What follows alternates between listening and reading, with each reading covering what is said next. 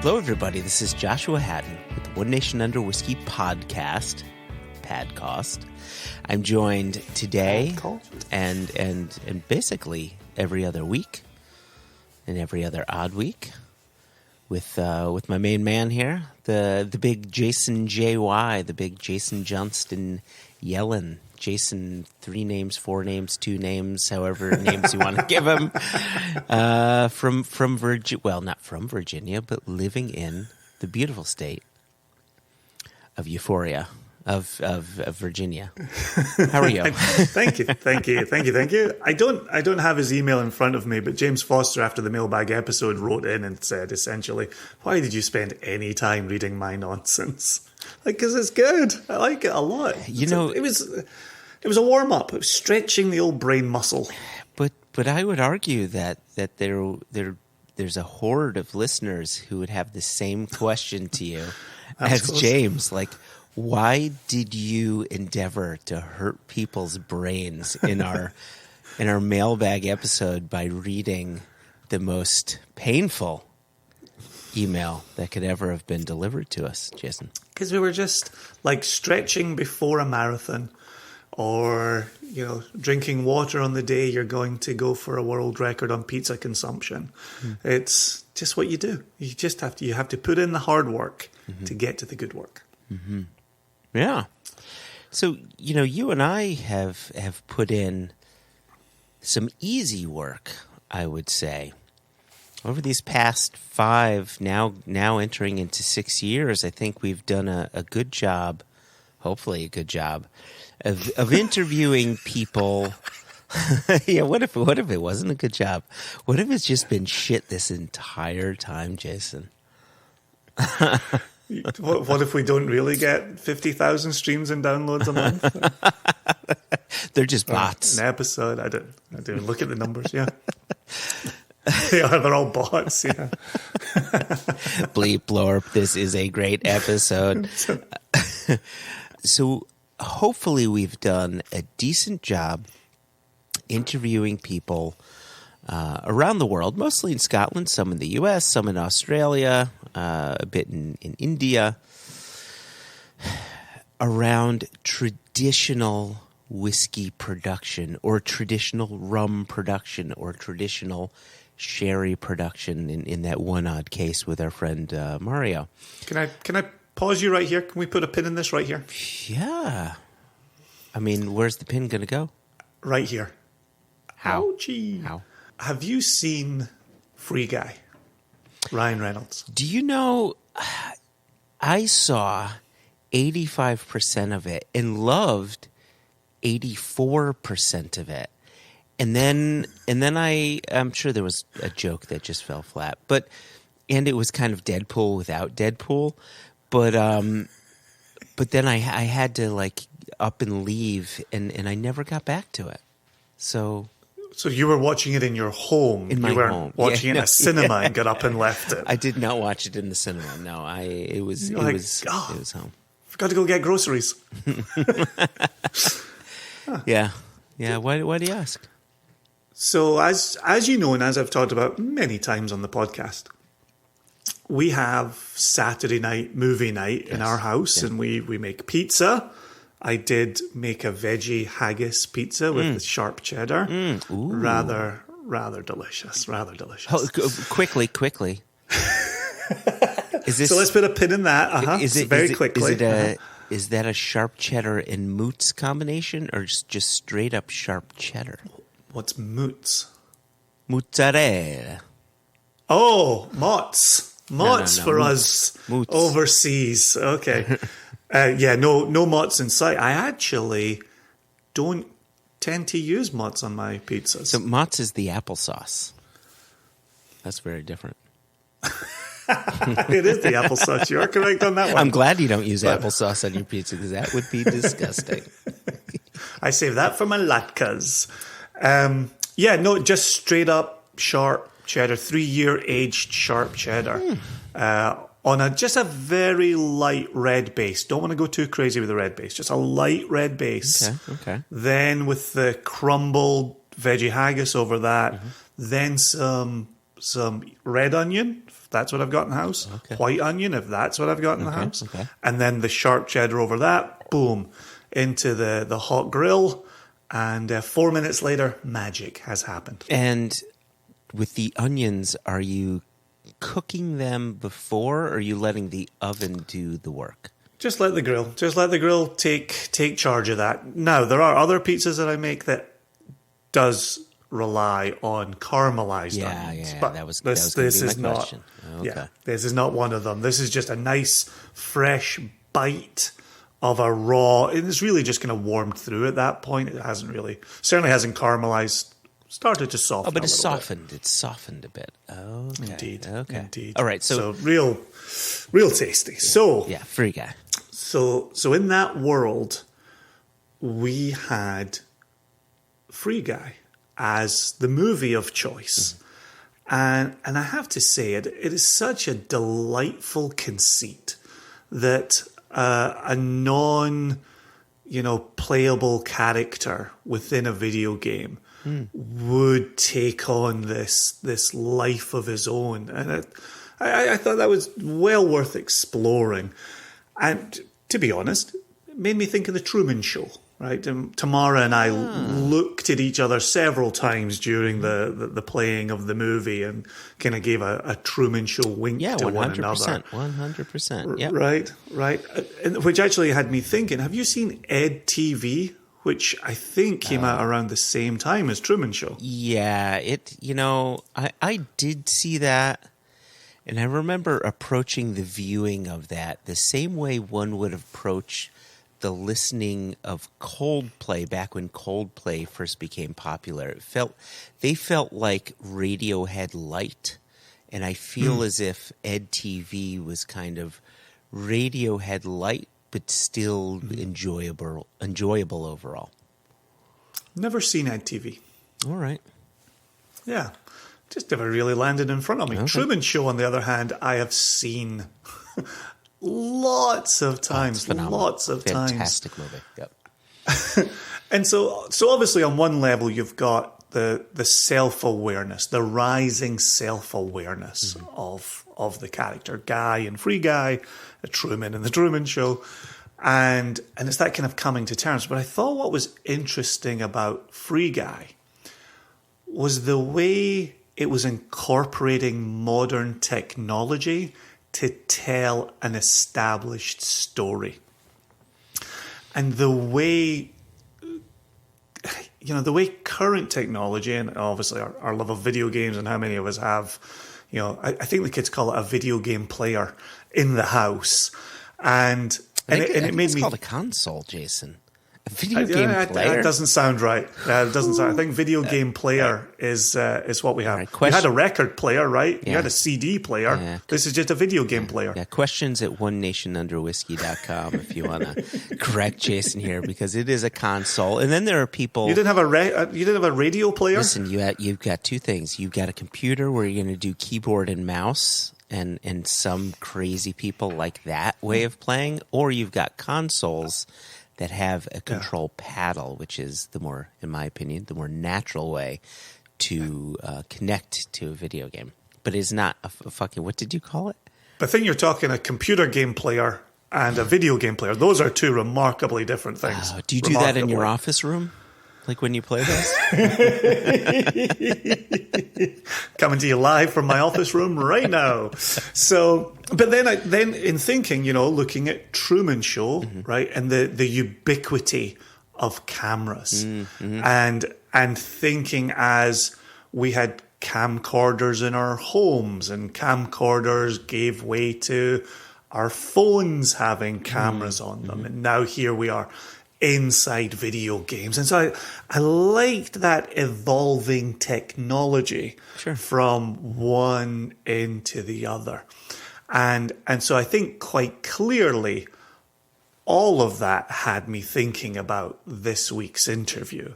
And so I'm going to circle back and allow you to unpin where I pinned you on your build-up. Look at that. You're always looking for ways to be the master of segues or just comparative thought. I like that. Well Transitions, introductions. Still reeling from being called nefarious in the last intro. But that's by the by. That's neither here nor there. That's whiskey under the bridge, as they say. I like that. Whiskey under the bridge. So back to my previous point of always trying to deliver to people what we all know as that traditional production of whiskey, and everybody's own processes towards that, whether it is the distiller or the blender or the bottler or what have you, right? And now, having said that, and we mentioned it in today's episode, our second ever episode was with Brian Davis of Lost Spirits, who produced early on. He produced whiskey with unusual sources of peat. He would ferment a wash. He would distill it in a still that sat outside that was shaped like a massive dragon. And that was in Monterey, California. And then he moved down to L.A., and he had his whiskey/rum lab where he would produce a spirit, and he would just include bits and bobs of oak that he would find around into this accelerator that would accelerate the maturation. And so, it's kind of interesting that we've always been the champion of tradition. Meanwhile, our second episode was the antithesis of tradition. And we brought that up in today's episode with both Stu and Martin at Bespoken.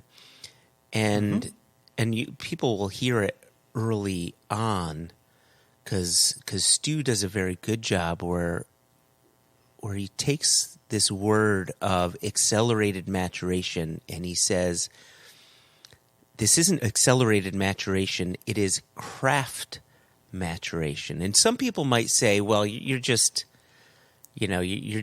trying to fancy up this process. But as you go on and you start listening to the way Martin talks about collecting the data, and they're not, what I really liked about this, and people will hear it, they're not just accelerating the maturation of a product to get a product out to market as quickly as possible. That is a result of the process. But they're really trying to pinpoint flavor through this process, and they can change up the procedures. And so I really like their approach. Their approach, in a way, is almost more traditional when it comes to the accelerated maturation, in that a traditional producer would produce a distillate, and he or she would put that spirit into a bourbon barrel, into a sherry cask, into a Madeira cask, and then marry at the end. They'd pinpoint flavors through casks to come up with a product, and rather they're doing it differently, albeit with the hopes of that same result, just via a different process. And I really enjoyed that clarification through the conversation we had with these guys. Well, and I think there's a couple of aspects in play here, and I think the juxtaposition of this episode with our first episode of season 6 is going to be absolutely tremendous, and not just because of the conversation we were having with John Campbell and how John Campbell talked us through the traditional Scottish exercise, for want of a better term, but also the anonymous letter that we read from our industry friend, where it's that sense of how much of this process are you allowed to touch? Yeah. And in that letter, that missive, that email that we covered, I thought the point was made beautifully that you can work your mash, you can work your wash, you can work your stills, but when it goes into cask, leave it alone. Yeah. Just let it do its job. Yeah. Now with Stu and Martin at Bespoken, there's this sense of a process that is always hands-on. It's the creation of a product from the very first steps. Yeah. Yep. And one of the things that I brought up in the interview was, and again, I reference the listeners of this podcast.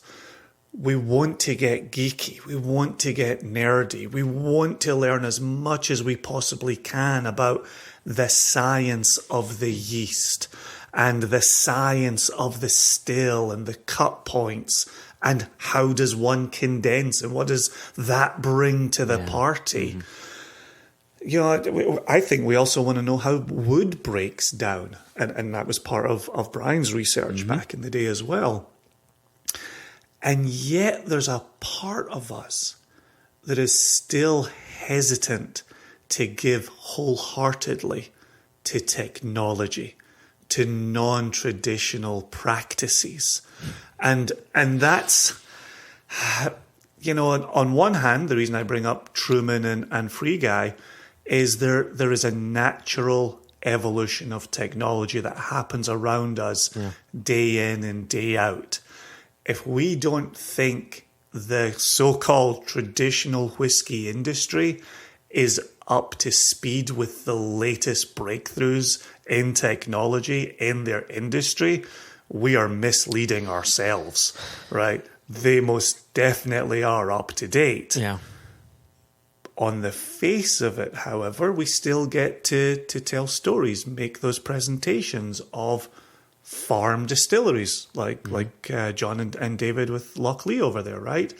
And it's a connection to the land and how close is the barley being farmed to the distillery? How little is it traveling to come into the process? And my absolute takeaway, and I've used it in multiple interviews since this one, is what Stu said about there are more consumers out there than we can wrap our heads around. Yep. And I thought that was so telling. And so I'm very pleased that we're presenting Stu and Martin from Bespoken today. And they're able to tell their story. And they're able to present their side of this vast industry of ours.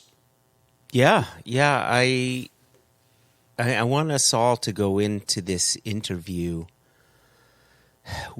with an open mind. And that, I know I tried to do that as best I could, go into it with an open mind. And, you know, you at one point had talked about, you know, being a proud Scot, you know, and doing things with tradition and so on and so forth. But, you know, the fact of the matter is we tasted some of their whiskeys through the process of the conversation and beforehand. And what they're making is tasty whiskey. There's no doubt about it. And so I hope people go into this with an open mind, be willing to hear them out. What they're trying to do is not necessarily a replacement to what has been long established over these many hundreds of years. Rather, it's, you know, back to what Chris Udy often says, right? It's just another color in the palette. It's additional flavors to the bouquet of flowers that whiskey offers up, and it's not going to replace tradition. It's going to be a bolt on to what we know as whiskey production writ large. And on top of that, it's purposeful. Yeah. And it's that sense from the anonymous email in episode 1 that two people here have a vision for something they want to produce. And that might look radically different from what many of us know as tradition, but it doesn't make it any less worthy. Yeah, exactly. And there's no arguing with the level of knowledge Martin has built up in his lab. As a scientist, he knows this inside out and back to front. And so the production becomes incredibly purposeful. And I think that's worth bearing in mind. I think that's a good place to leave it. Let's hand it over to Martin, Stu, me, and you.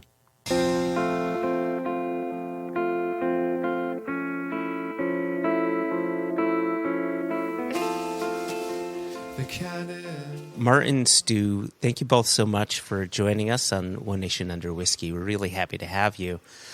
The way that I found out about Bespoken, it was actually through a live event. I was at the Whiskeys of the World in San Jose, and I was working the Impex tables. So our import company is located out of San Francisco, and so we had just a row of tables there, and I was working the tables, and our national / single cask, private single cask guy, Elijah Ammon, came to me and he said, "Do you have a second?" I said, "Yeah, sure." He said, "Do you want to step away from the table?" The answer is always yes. If someone asks you, "Do you want to step away from the table?" you say yes. So I said yes. So he brings me over to the Bespoken table, and he said, "I don't want to say anything, but have you heard of Bespoken?" I said, "No, I haven't heard of Bespoken before." He said, "I'm not going to tell you anything. Just ask to taste their light whiskey." Now, both Jason and I are light whiskey fans and have been for a while. We started bottling light whiskey in 2013, 2014, and just fell in love with the spirit back then. Anyway, I got to tasting the light whiskey, and I said, "That's pretty damn good." And he said, now give the rye a go. And I said, "Okay, I'll give the rye a go." And I said, "This is similarly pretty damn good. I like this a lot." And then I got talking to your ambassador there. I want to say his name was Blake. And he started going into your process of how you produce your spirits. And I was surprised. What I'll tell you is the second interview we ever conducted was with Brian Davis, who's now in Las Vegas, but he was in California for a while, creating spirit, basically doing accelerated maturation, much like yourselves. And Blake started going on telling us about the process, and I found it quite interesting.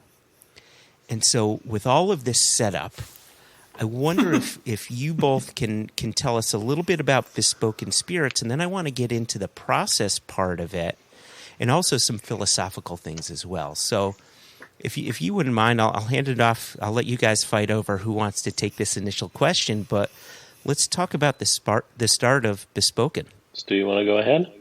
Yeah, I was going to, whoever touches the nose first, I guess, gets to go first. Let me just start by just kind of clarifying and contrasting something with what you just said.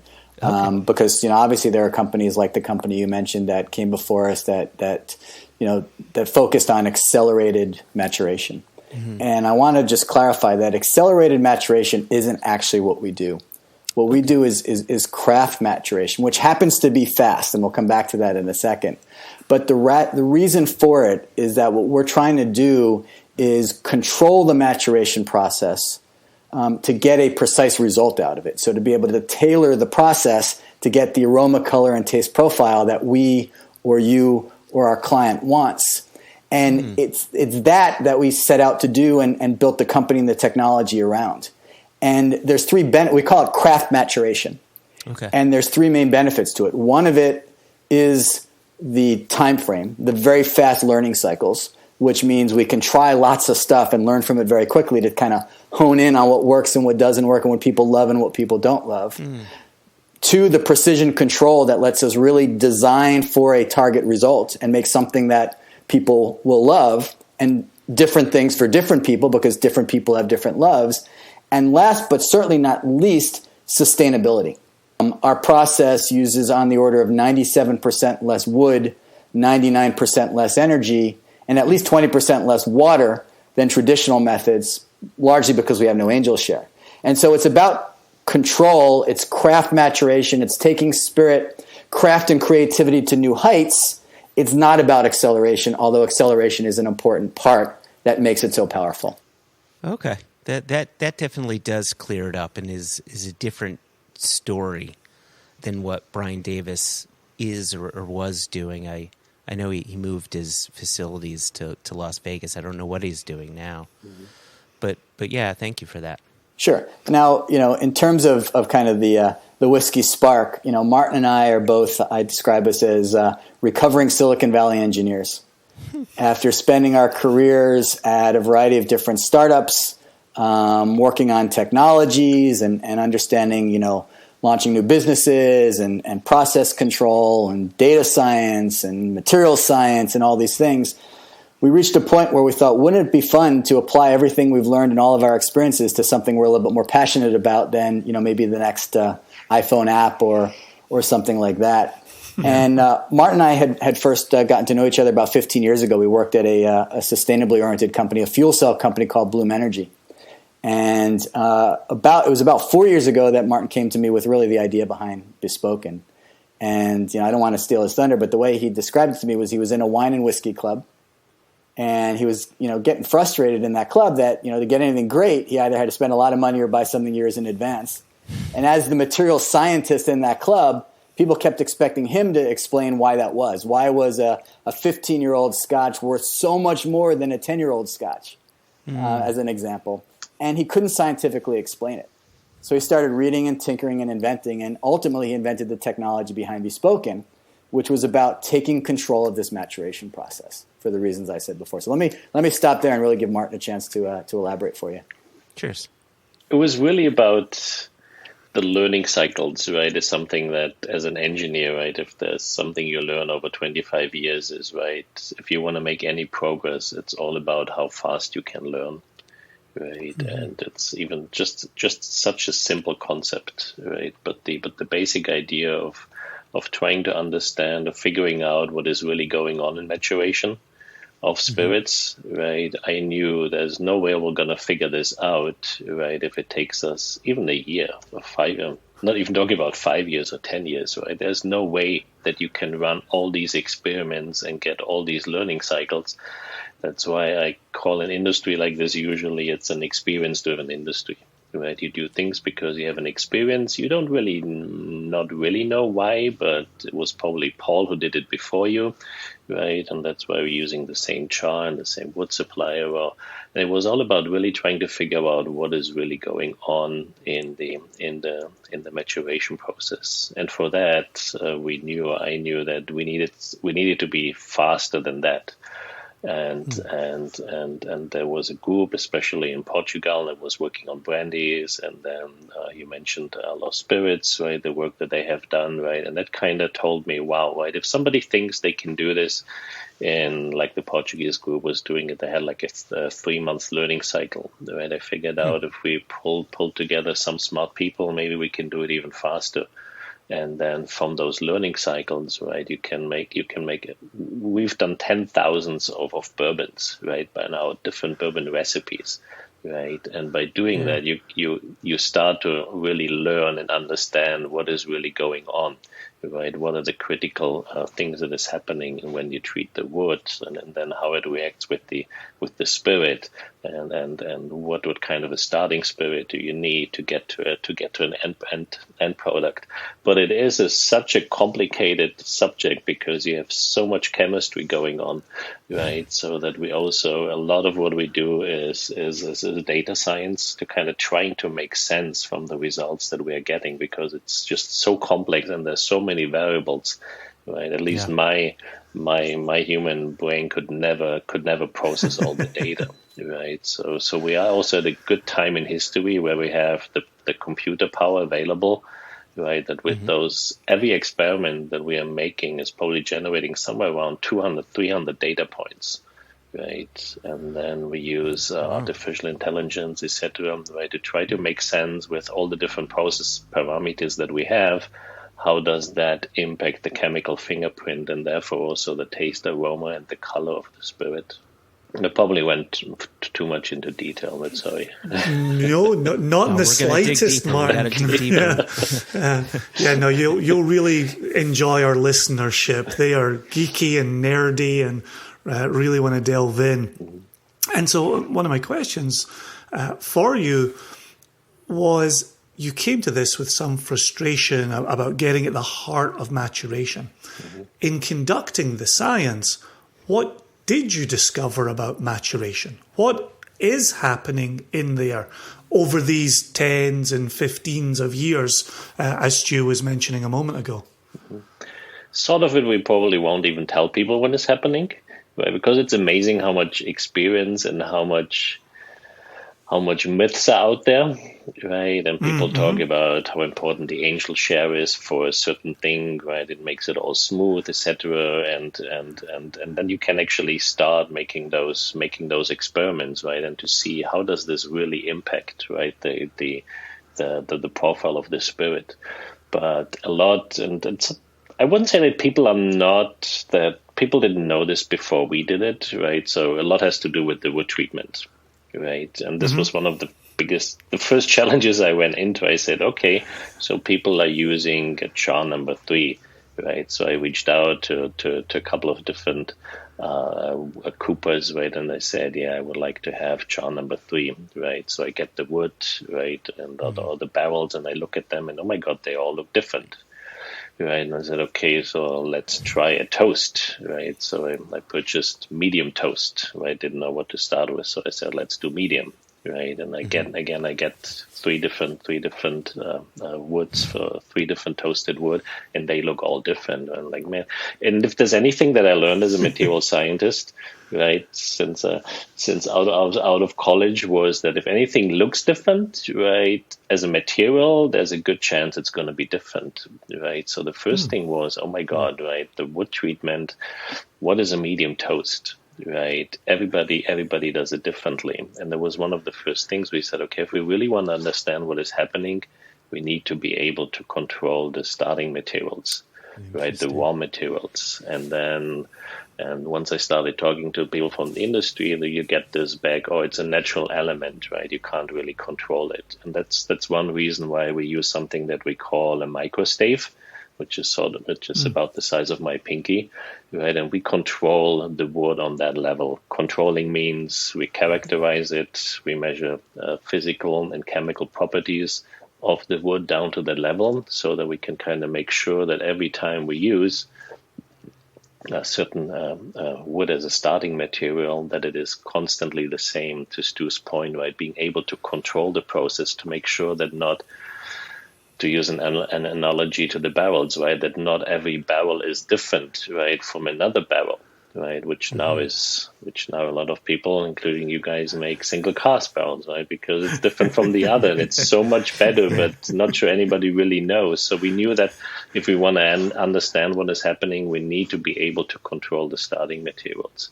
So that's sort of obvious from a process engineering point, but that was super challenging. And that's why we do all the wood treatments in-house, right? And the way we control, whether it's the toasting, whether it's the charring, we use different methods. And because it's also on a different scale, we can do things that are just really, really hard to do with the barrel from a control point of view. And the neat thing is, when you look at all the variables, the different source spirits we can start with, the different mixes and combinations and ratios of these micro staves that we can handcraft and blend together for our recipe, and then the environmentals, temperature, pressure, agitation rate, atmosphere, humidity, etc. We've got close to 20 billion different recipes that we can create. Yeah. And that's what allows us to hone in on very precise results and give the customers what they want. That's a big number. It's a very big number. Ooh, too much for my brain. That's why we need the data science. And it's amazing what it lets us do. I'll show you an example. I know we're not going to taste these products, but I'm going to hold up two of our products. This is what we call our original batch, which is a whiskey distilled from a bourbon mash, and this is what we call our special batch, which is also a whiskey distilled from a bourbon mash. This one is a bourbon, right? Vanilla, caramel. You can see dark color, right? Yeah. This one is a Japanese-style whiskey. It's light, it's floral, it's aromatic. These two products could not be any more different on the spectrum of aroma, color, and taste. They're both multiple award winners in prestigious competitions, by the way. But what makes it really exciting is that both of these products started out as exactly the same white spirit. Yeah. So the only difference between this bourbon, this award-winning bourbon, and this award-winning Japanese-style whiskey is a different recipe, meaning that combination of wood and wood treatment and environmental controls, and then 3 days in our machine, plus obviously a lot of experiments to hone in on what was the recipe that really would win the day. So is the grain the same in both, and just the wood treatments? So I'm actually sipping on your special batch right you now. have it? Oh, nice. Yes, and I had a question about barrels. I wanted to get back to, and hopefully I'll remember to do that. But I wanted to make a comment about something I found that's been uniform through the 3 that I've tasted so far, which is your light whiskey, your rye, and now your special batch. Actually, I did have a sip of the bourbon as well. Mm-hmm. And one of the things that I found is, in contrast to a traditionally aged product, this has a rounder sense of flavor. And by that I mean spirits like cognac, or even, I'm not sure if you're familiar with Mendocino spirits in California.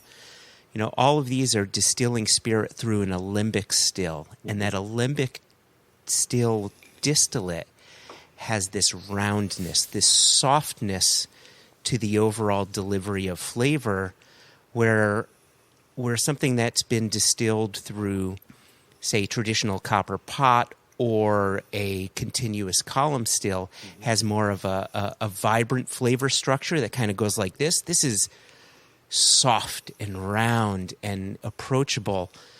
And I'm curious where you think that's coming from, Martin, in the thousands of data points you've collected. Is that something you've targeted and that's the style that you're going for? Or is it an evolution? I'm enjoying how it's tasting. I'm just curious where it's coming from. Interesting. Yeah, I'm not sure anybody has phrased it the way that you were saying. But by the way, all these spirits were originally column distilled, right? Okay. And then due to the what we call our activator, right, where we combine the wood together with the spirit, right, is where we apply heat, we can apply pressure and things like this, right? And there we're kind of removing or eliminating some of the things that might contribute to what you call not as a round flavor, right, or a profile. It's an interesting one because that one is, from a data point of view, it's really, really hard to capture that in to measure it, right? And this is one of the challenges that we are having also with to combine the things that we can measure. And that's a continuous development that we are doing from GCMS analyses, right, to LCMS analyses, where you try to capture what we feel in the mouth versus what we actually smell, and then to correlate that with, for instance, with the experience that you are having, right? And that one is really, really hard at this point, right, to subsidize with the analytical methods that we're having. But the beauty is, by getting more and more data, right, and then getting more and more tasting data, right, it will enable us to figure out, what is it, right, that Joshua says it makes it so rounder, the spirit versus a different spirit. And there's still so much data for us to analyze, and also we analyze also competitor spirits, right, all the time. Whenever I go to a bar, I take 2 mils of it. I hope that's legal. I take it home. I haven't thought about that, whether I should mention this here on the call, but anyway, if I don't want to buy the whole bottle, right,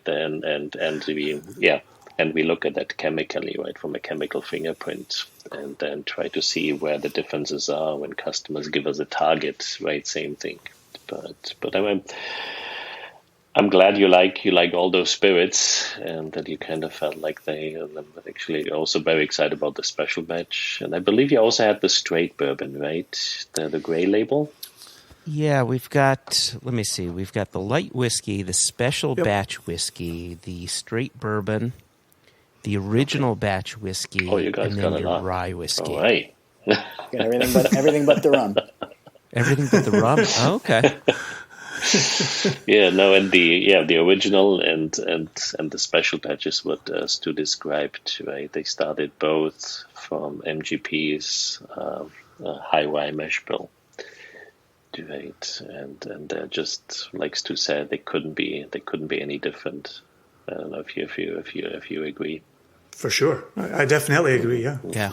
I think there's a connection, but but I don't know if I feel the connection just because I was told where the mash bill comes from, and therefore, the witness has therefore been led. That part I don't know. Yeah. Jason, I had another question, but I didn't want to step on your toes here. I heard you said you had a question about barrels, and I had a question about barrels. So I want to see if your question is my question. Okay, and this is understanding that you're not using barrels, right? You're using this micro stave. But while you were doing this research and finding, okay, their number 3 toast is different from their number 3 toast or char, and their medium toast is different from their medium toast. Did you find that it was due to subjectivity from the cooper, or simply that it was something that they couldn't fully control? Now, I heard you say that they couldn't necessarily control the consistency, but I wonder if Speyside Cooperage's number 3 char is different from Kelvin Cooperage's number 3 char, is different from Independent Stave's number 3 char. Do you know what I mean? Yeah. And it might be just that these are their recipes, right? What they, based on the different methods they're also using, right? Depending on how they char, whether they do it with an open flame, right? Or whether they use propane gas, right, to do it. But for us, because for us it was super important to get a consistency, right? And we originally didn't want to be in the business of actually making wood ourselves or treating wood ourselves. So we thought we can source it, but we also knew that a single source is going to be a challenge. So that's why we went to different sources.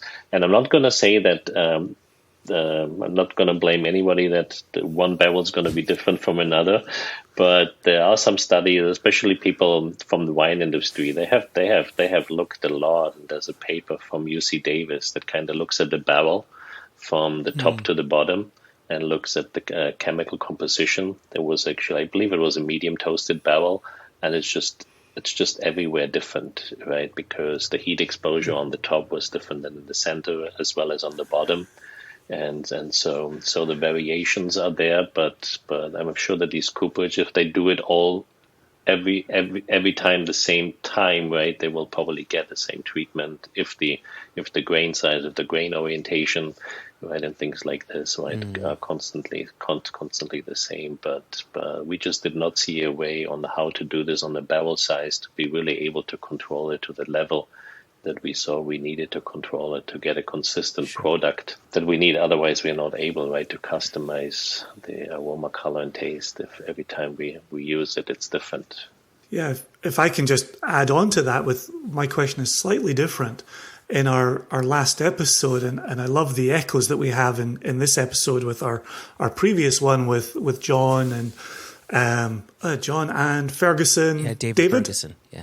David, there you go, from Lochlee, where they were talking about inconsistencies. And they were talking about how you make that work, given traditional Scottish techniques. And one of the things we'd asked them was, we've got this little bit of a shortcut now on what percentage of flavour comes from a barrel, slash in this instance comes from the wood, right? And you had mentioned earlier, Martin, about some of those myths that get perpetuated without too much science happening behind them.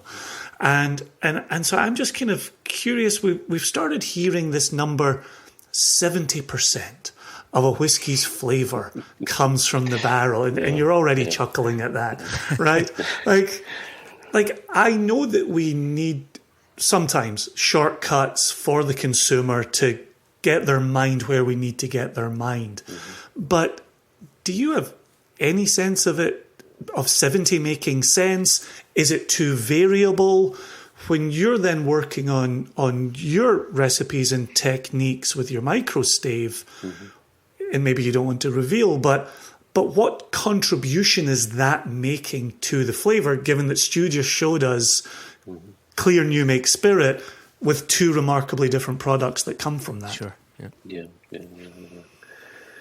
So it really depends on what flavors you're looking for, right? In a spirit, right? I think it's sort of obvious that caramel, right, or butterscotch, right? So a lot of these vanilla, a lot of the aldehydes, right? They're very, very clearly coming from the wood, right? So there's close to zero of them in the starting spirit. Right, and then there's another group that people call esters, right? That are familiar, that are responsible for a lot of the things that people like, whether that's peach, whether that's banana, right? Isoamyl alcohol is responsible for that. That actually you cannot get it out of the wood, right? That has to be in your starting spirit. So very often, if a customer comes to us and they're looking for a specific profile, we first need to look at the starting spirit, which roughly half of the time is fresh of the still,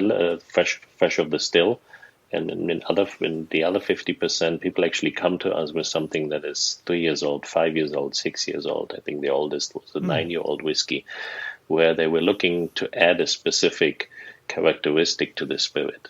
Right, and then we have to look at that, right? How is it chemically composed, right? And can we actually achieve that end result if we don't have the starting material in the spirit? So, but to your point, and this is kind of what drove us to focus on the maturation, right? That people said, "Oh my God, it's 70," somebody said 80, and then somebody else said 90%. Right? And we said, so how is it possible that there is so? Because a lot of science went. So I was born in Czech Republic, and actually in Pilsen, right? So I brew my own beer, right? And a lot of science has gone into fermentation, right? People don't use it, at least the brewers, right? They don't use just one yeast, right? Because they know, oh my God, right? The yeast is so important, and then they probably have also a shorter learning cycle, so they can do that. Right, and then and of course a lot of science, even though some of those stills might still look the same as they used to be, but there's a lot of science went into how to optimize the stills, right? How to perfectly engineer them, right? To be able to do good cuts and everything, and control what's coming out and throughput. But then on the maturation side, it was the interesting part of really, and this was what, right? Really 60 or 80, 90% is coming from the maturation part, right? Why has nobody focused on trying to understand, improve that process? And that actually sparked the whole idea that, a lot. But it really depends, to your question. It really depends what kind of the color, of course, right? 100% from the barrel, right? And then once you talk about the aromas, right, or the taste, right, or the mouthfeel, then you're kind of starting to see combinations. But there's still a group of them. But even the ones, the esterification that I mentioned, right, is also super, super interesting. And we're actually working with universities. We're doing a lot of science to really understand how are they really formed, right? Because so the starting material needs to be there, but we are learning things that we are surprised that nobody has described before, right? That actually help us to do these things within a couple of days, rather than what is typical that it takes years. But, and I don't know if we mentioned this, so the spirits that you were drinking, they're somewhere around 3 to 5 days it takes us to make those spirits. Absolutely wild. Jason holds up dark liquid off camera. Martin and Stu, you both mentioned this at some point during the conversation, where you've got customers that come to you and say, I would like you to help create a spirit for us. And what I found intriguing was, initially I assumed that you would say, okay, here's a mash bill we can work with, and then we'll work with our microstaves and in our machinery, and we'll create this product for you. But you'd said someone would come to you with aged spirit to then have you modify the aged spirit. And so I guess we're back into the geeky part of it. but there is a customer element to it as well, because you're creating spirits for clients. So I do want to touch on that. Yeah. But I wonder if there are differences between creating a product from new make to final product 3 days later, to creating or modifying a product that starts as a 9-year-old to 3 days later something else. Can you talk to that a bit? Mm-hmm. Sure. And again, just to reiterate what you were just saying, you're right. Our as a company, our platform, this technology and process that we've developed really allows us to support 2 businesses. Yeah. Right. One of our businesses is selling bespoken branded products, of which you're tasting, and the second business is the business where we provide technology and services behind the scenes to other players in the industry, distillers, rectifiers, retailers, celebrities, et cetera, who want to either create something completely different, bridge the time and economics challenges or supply chain challenges of new make versus older stuff, or fix something that didn't come out the way they wanted when they went through the traditional methods and nature wasn't kind to them. And so, we support both of those businesses, and they're both really exciting businesses to be in. Okay, so let's use a specific problem, and if I'm overstepping here, please let me know. If there's stuff you don't want to talk about, please let me know. But let's say you have a client that comes to you with a product, a bourbon, and it's reached the point where it's not just oaky, it's astringent. And they've got a lot of that, and they need it turned around so it's not like you're drinking burnt popsicle sticks. Can you fix anything? Can you fix something like that? Interesting. Nobody's ever come to us with something where they had something overaged. Yeah, right, which is probably what you're talking about. Right? Yeah. Usually, and maybe it's because you're selling that for a lot of money these days, and some people don't even will ever open those bottles to check how it actually tastes because it's so valuable. But we've not had so far. I don't recall a single customer who came to us, like, let's say, with a 18-year-old or whatever old bourbon, right, and who kind of wanted to fix it to taste like a 12-year-old. Right, that has not been a challenge that was posed to us. Usually, it's the other way around. They have a 3-year-old product and they wanted to taste it like a 5, 6, 7, 8. Even those numbers are so arbitrary, right? Because when people always ask me, "Can you make a 7-year-old bourbon for us?" What is that? Right? Can you define that? Because there's no such thing, right? Every 7-year-old bourbon tastes differently, right? We do have some chemicals that we are looking for, so we can actually predict pretty well on how old the spirit is when we receive it. When it happens again and again, that people send us something, they tell us it's 9 years old, and we tell them, "No way, this is 9 years old. It looks more like a 3-year-old," and then they go back and they say, "Oh, you're right. We sent you the wrong sample." It's actually pretty impressive. pretty impressive. Yeah. But so usually they want us to make it to be able to use something that is 2 years old or 3 years old and be able to kind of elevate it to the level that people would more expect from an older spirit. And sometimes it's also very specific. Sometimes somebody, we want some leathery notes, right? Can you do that for us? Right. So sometimes I'm amazed how specific it is, and not everybody in our team has the palate, right, to even be able to describe what it is. So we work a lot with industry people out there, right, to quantify what is leathery, right? How can we even, and then to correlate it what we're actually measuring in the lab, then, right, to be able, like if somebody says, "I want more vanilla," right? To me, when vanilla reaches like 60 ppm in the spirit, right, I think it's pretty high in vanilla. For somebody else, is gonna say, "Vanilla? What is there vanilla in there? I can't taste it," right? Because we're all so different, right? So that's part of the challenge that we're having, right? By being able to because we need to kind of connect the data, right, with the experience of the customer, the consumer. And so you have to, for each of our customers, consumer, you kind of have to readjust on what they are tasting. And on the services side of the business, we've seen some pretty wild and diverse ranges of products from again, nature wasn't kind. This came out of a barrel at 5 years, fix it, give me the vanilla notes I was looking for or whatnot, to I wish I made more.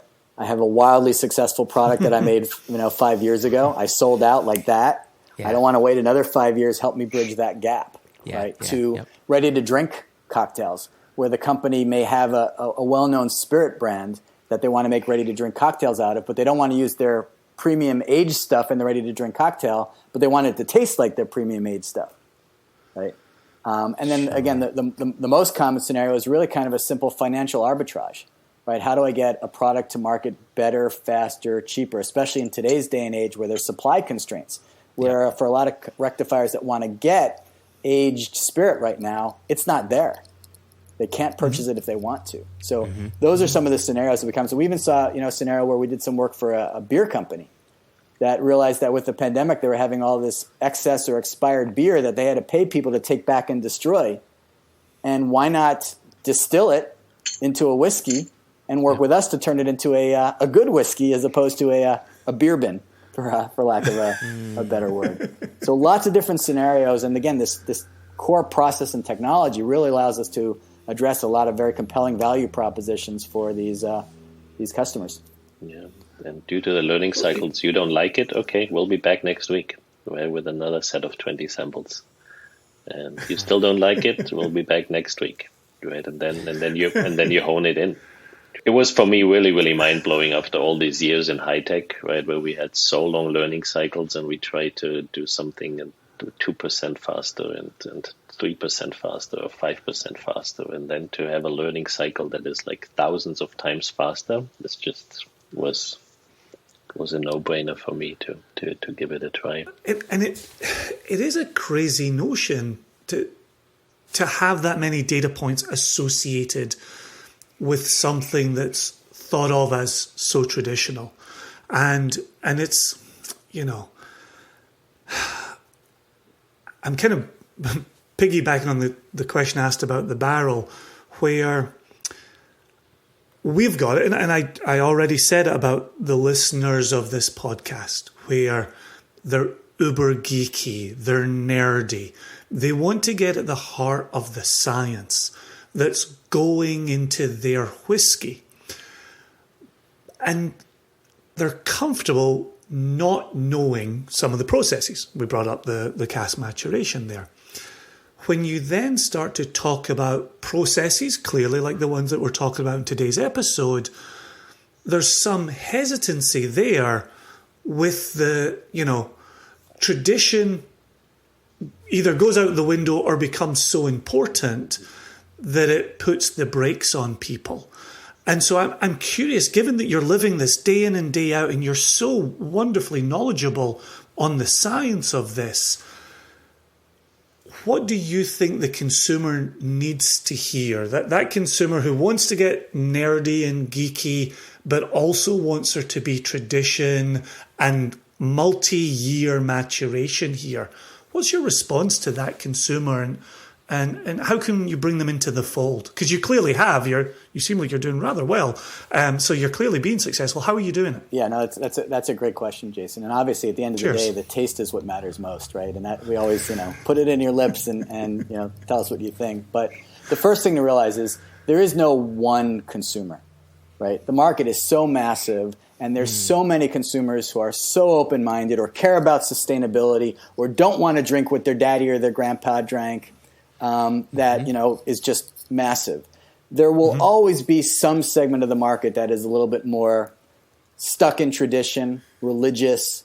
That's not our core market, and we're not going to sell them on new religion. The only way we're going to get to them is by taste. But one of the things that I think is very important to highlight, and this is why right off the bat I clarified the distinction between what we do and those people that are all about accelerated aging, is that our process, our craft maturation, is very much about craft and creativity. And it's taking it to new heights. And it allows us to create whole new vectors for what you can do with craft and creativity that you couldn't do before. So it's just kind of a new wave of this, and it's incredibly traditional as well, in that we use all the same elements that go in traditional barrel aging, nothing addition, no additives, no chemicals. We've just reimagined the process, right? And that gives us the ability to do all of these, these really neat things with it. And so I always I tend to equate it to digital animation, right? Yes, it's not the old hand-drawn animation, but it's unlocked so much more that we can do with animation that the industry and the everybody embraced it. And I think that's kind of the curve we're on. So whether it's akin to digital animation or electric cars or plant-based meats, I think that it's one of those markets that you grow in over time. You don't have to address everybody right off the bat. Some people will never come around,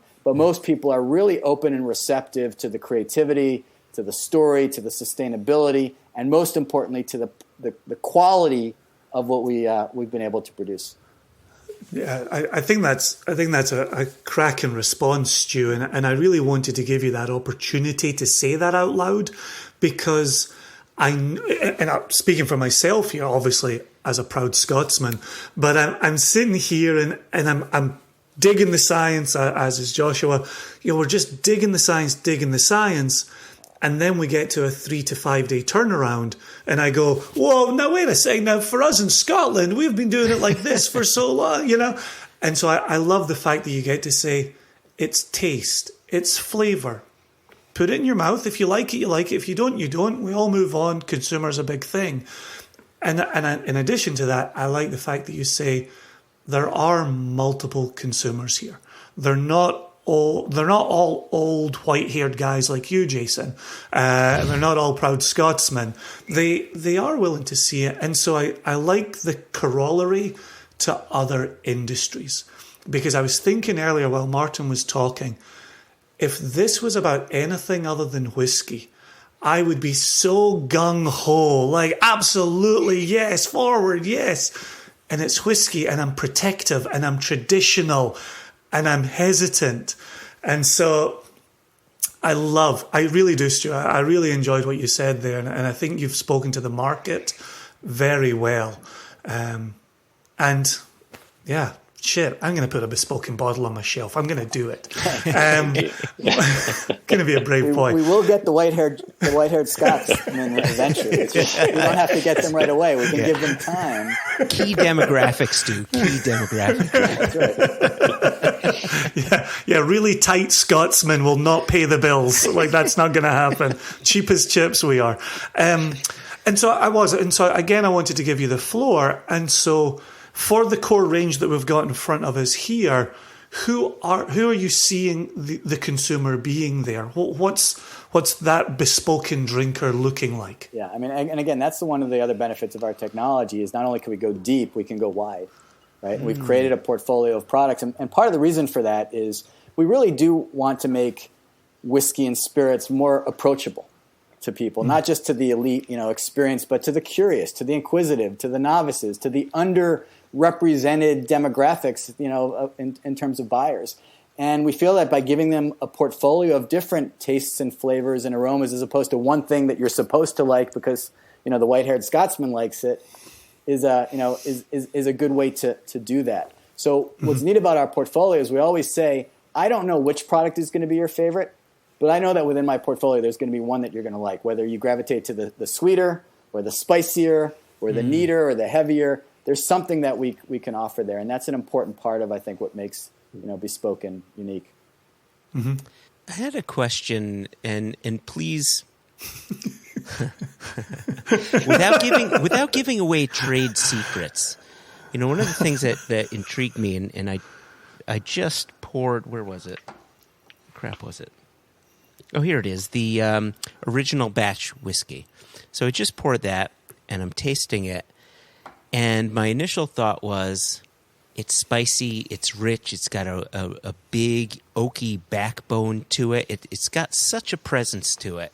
And it reminded me, in a way, to some of the Elijah Craig 12-year-old, back when Elijah Craig held a 12-year-old age statement on it. Just that spiciness, that richness.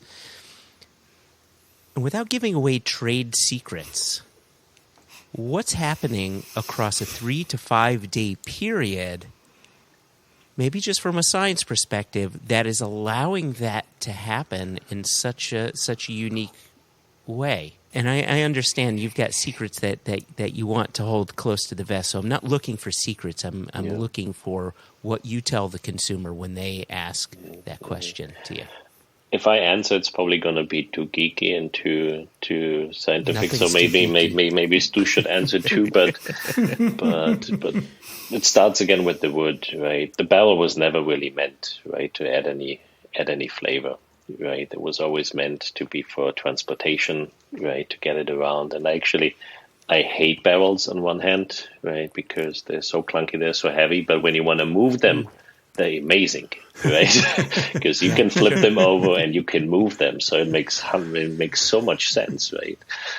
When you use to transport them on ships, and a single person can just roll them wherever you want to have them, and then you can flip them back on after you did it a couple of times. So it's amazing, right? But they were never meant to be, right, the 80-90% contributor of the aroma, taste, and color, right, of the spirit. And so because we're using these microstaves, right, and the way we're treating them, and the way we can treat them, because they are that size and we can treat them from all kinds of different sides, the efficiency of the extraction of what is happening in the barrel, that just takes very, very long, right, because the spirit needs to sieve in. And then it also sees, if you have a charred barrel, right, there's only the so-called red layer, which has been impacted by the heat, which is only a couple of 100 microns. I have no idea what that in inches is, right? Very, very tiny, right? It was actually impacted by the heat treatment. So because we treat the wood, and we can treat the entire wood, and that's why we are so efficient on the wood, and we can use so much less wood, and therefore have to take down so much less trees, right, is because we use the entire volume of the barrel, right? And then we optimize the process in a way that we can get everything out of the wood, right, that we need to get within actually the first 2/3 of the entire maturation process. And then it's about certain reactions that are taking place, right? We talked about esterification, right? And so we figured out a process, a way of to accelerate those. And a lot helps us with temperature. And people know this, right? Temperature, everybody knows, right? And in the rick house, top barrel is going to be so different from your bottom barrel, right? On extraction, but especially also on the chemical reactions that are happening. And these chemical reactions have the dependency is exponential, right? So you increase a little bit temperature, it actually has a huge impact. So that's why we operate our activator at elevated temperatures, right? That helps us with the acceleration of those reactions to happen. What people think takes years, but it can happen within days.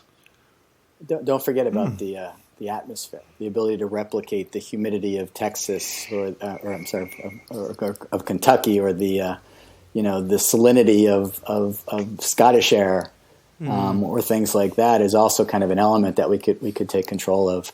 Martin gave you kind of the tech example. The dumbed down example I always like to give is: are you familiar with that ice cream Dippin' Dots? Oh yeah. Right? Like if you want to make a banana split out of Dippin' Dots, you take some chocolate dots and some vanilla dots and some banana dots, and you craft what you want the outcome to be. And that's kind of like what we're doing with these microstaves, right? Because each one's so small, each one brings only what we want to the equation, none of what we don't want.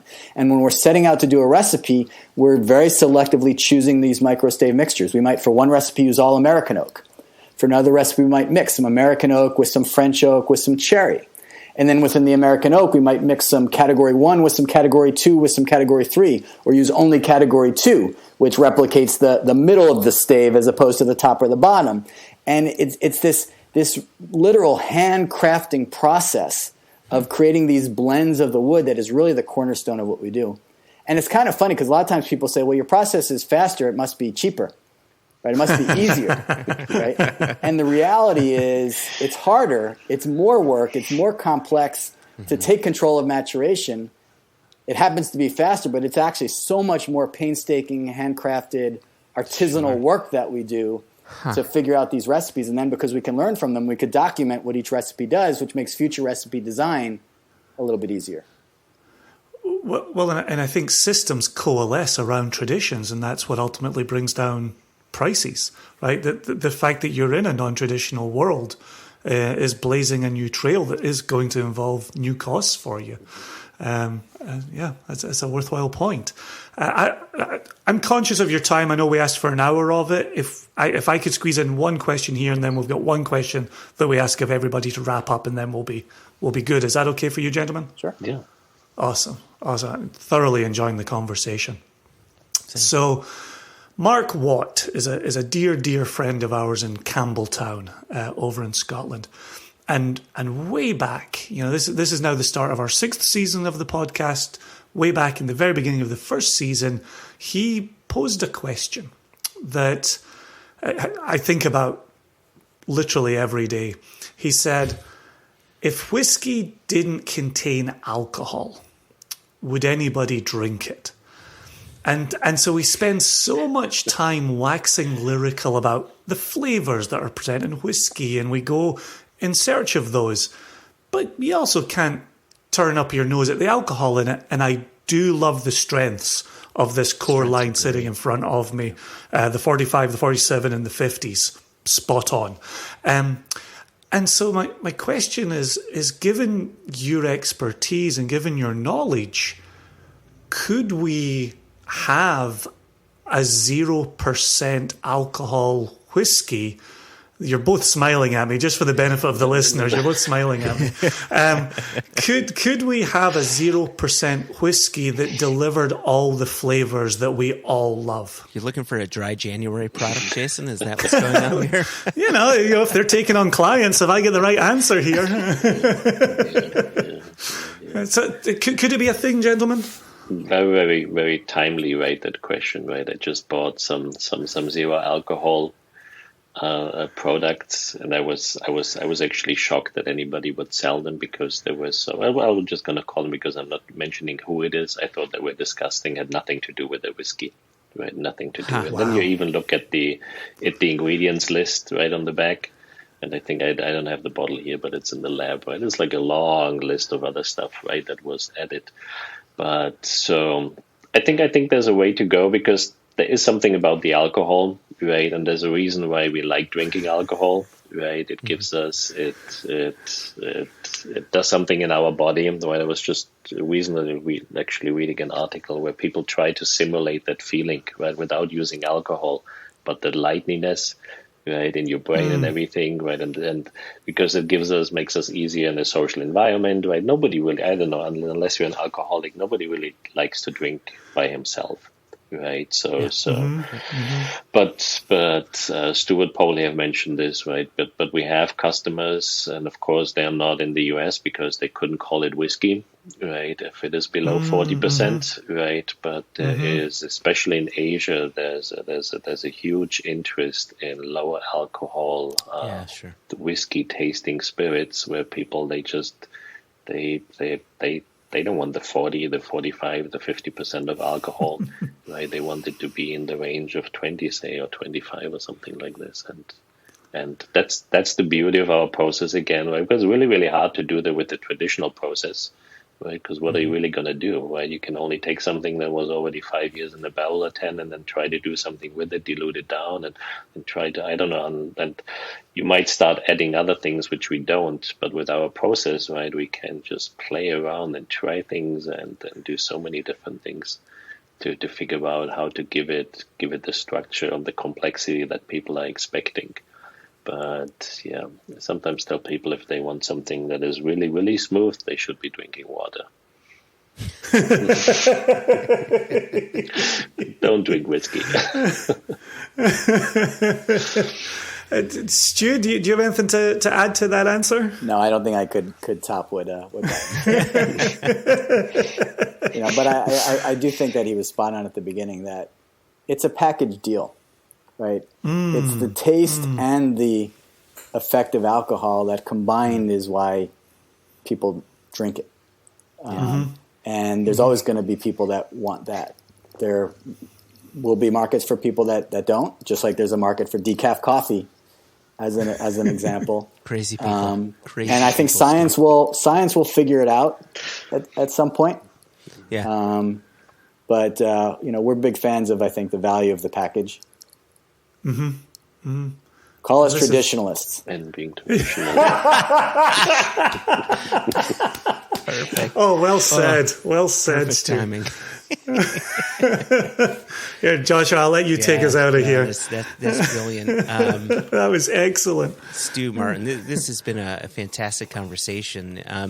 We always like to end with the question of what has you excited for the next year? What has you excited for the next 5 years? And I guess what I'd ask you is, what has you excited for the next 7 days, 14 days? In all seriousness, what has you excited moving forward for this category that you're, like Jason had said, you're really blazing a trail? What's keeping you going here? I think from my perspective, it's actually been amazing to me just to look back at the last year. We only launched the company to the public, I think it was October of 2020. So we've been in the public's eyes a little bit over a year now. And when we first launched, there was, I'd say, equal amounts of enthusiasm, wow, this is cool, and skepticism. It's never worked before, lumping us into the accelerated aging category. I don't like this kind of product. And in the last 12 months, to see how much support has come behind our approach, how many of the pundits and the skeptics have been converted, and how many of the uninitiated, again, those underserved markets, those curious, those people who were intimidated, we've opened up the market to. And to see that kind of change and pivot in such a short time gives me so much hope and so much enthusiasm and so much excitement that we can really change the game and change the industry for the better. We're not trying to tear it down. We're trying to expand it. And then again, when you layer the sustainability element on top of it and make it good for the planet at the same time, that's a win-win-win. So that's really what I think I'm most excited about the next year, is to look back at how far it's come in 1 year and see how far it can go in the next. I love that. And Martin? Nice. Yeah, goes the same direction with what really motivates me is whenever I have a chance, just like right now, talking with you guys and hearing that people who clearly know about spirits much more than I do, because I haven't been in this industry that long, and I'm really also drinking a lot of our stuff. And even though whenever I go out, I try to drink different things, to see the feedback that we're getting and the excitement and how people say, "Oh man, this is so good!" And then you tell them the story, and they say, "I don't care that this was done in a couple of days. This is so good, right?" And then we have people who said, "Oh man, I never liked whiskeys, but this is so different. This is so good." And then they tell me, with some people from Korea, who actually also selling in Korea, because they said, "Oh my God, my parents are here, and they don't like whiskeys, but they love your stuff, right? How can they get it in Korea?" So it just amazes me and makes of course myself personally, and I'm sure everybody else on the team too, just like super proud that there are people out there who kind of give us credit for all the work. Like Stu said, there's so much work going in. I always say we start working when everybody else stops working, because they put it in a barrel and then they leave it there and forget it for 20 years. And so that's what motivates me, and to see the excitement and hearing stories like from Joshua, that he went to the World of Whiskies event, right, and he tasted our whiskeys and he thought they were good. Just makes me super happy, and that motivates all of us, I think, the most. I think you used a better word than good, but I didn't want to be. Listen, I'll leave it with this. I'll leave it with this comment. And Stu, you had said something just a minute ago that made me think of this, but we've got a colleague named Chris Udy, who's part of Impex Beverages, importing company that I work with. And a few years back, he introduced 2 new Japanese whiskey brands to the U.S. market, Oishi and Fukano.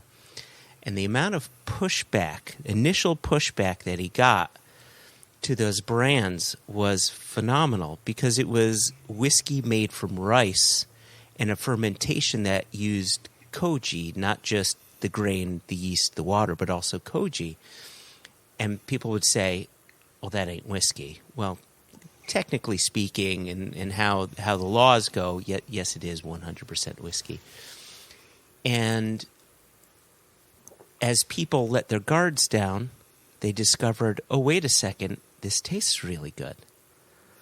you let your guards down, and all of a sudden something magical could happen. And Chris's point was, all we're doing with this product is expanding whiskey. We're expanding the whiskey pie, and we're expanding the flavors that can come from whiskey. Why is that a bad thing? It's not.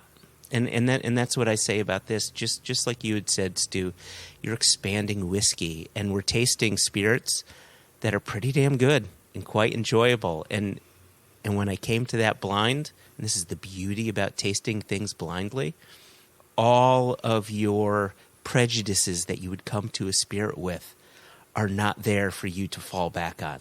You're just tasting the product for what it is. And I really enjoyed it. I enjoyed what I'm tasting today, and I enjoyed the conversation as well. So thank you both again. We really appreciate your time. Oh, thank you. Yeah, brilliant. Thank you, chaps. And agreed with what Joshua just said. By the way, if anybody wants to check out our spirits or find out where they can get them, bespokenspirits.com has all the information on there, and our Instagram is at Bespoken Spirits as well. Beautiful. Cheers. Cheers. Thank you.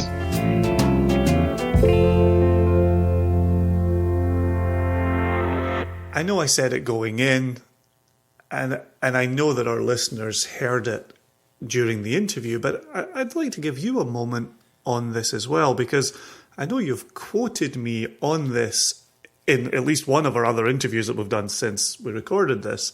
But that idea that's so compelling to me about consumers, and I think so deeply and so fondly of our single cask nation fans, ambassadors, consumers, for want of a much warmer word. Yeah, right. And I think of us, and I think of myself as a consumer, and you as a consumer, and how we engage with the industry on that level.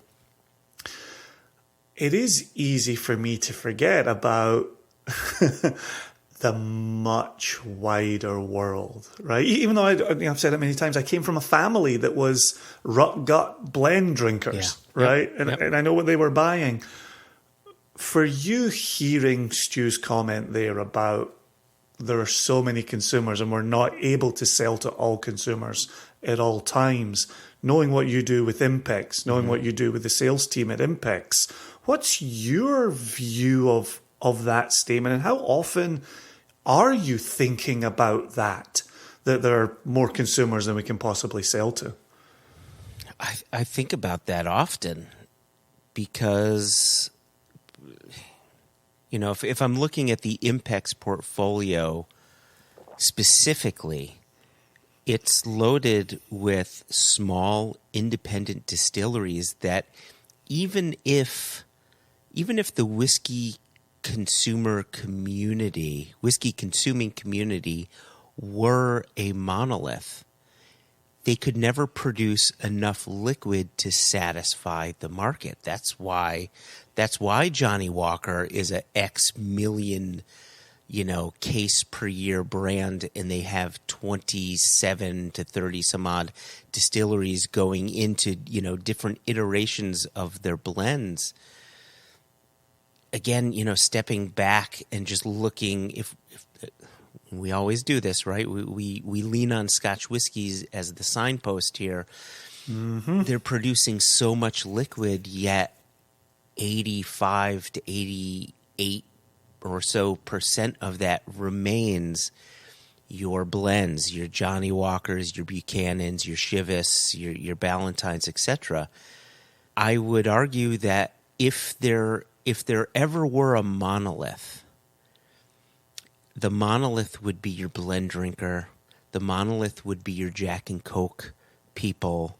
The monolith would be your old-fashioned drinker, cheap bourbon on the rocks, right? That's your monolith. We're just so deep into it, and our listeners are so deep into it, that the world looking outward from within looks as if everybody's in the know and understands the nitty-gritty, and everybody wants to drink Kilchoman, and everybody understands Four Roses small batch limited edition. Like, no, that's not the case here. And so with that said, as you know, whether it's me with my Impacts hat on or us with our Single Cast Nation hat on, it's very clear to us that we're always talking to a group of people who are a niche within a niche within a niche.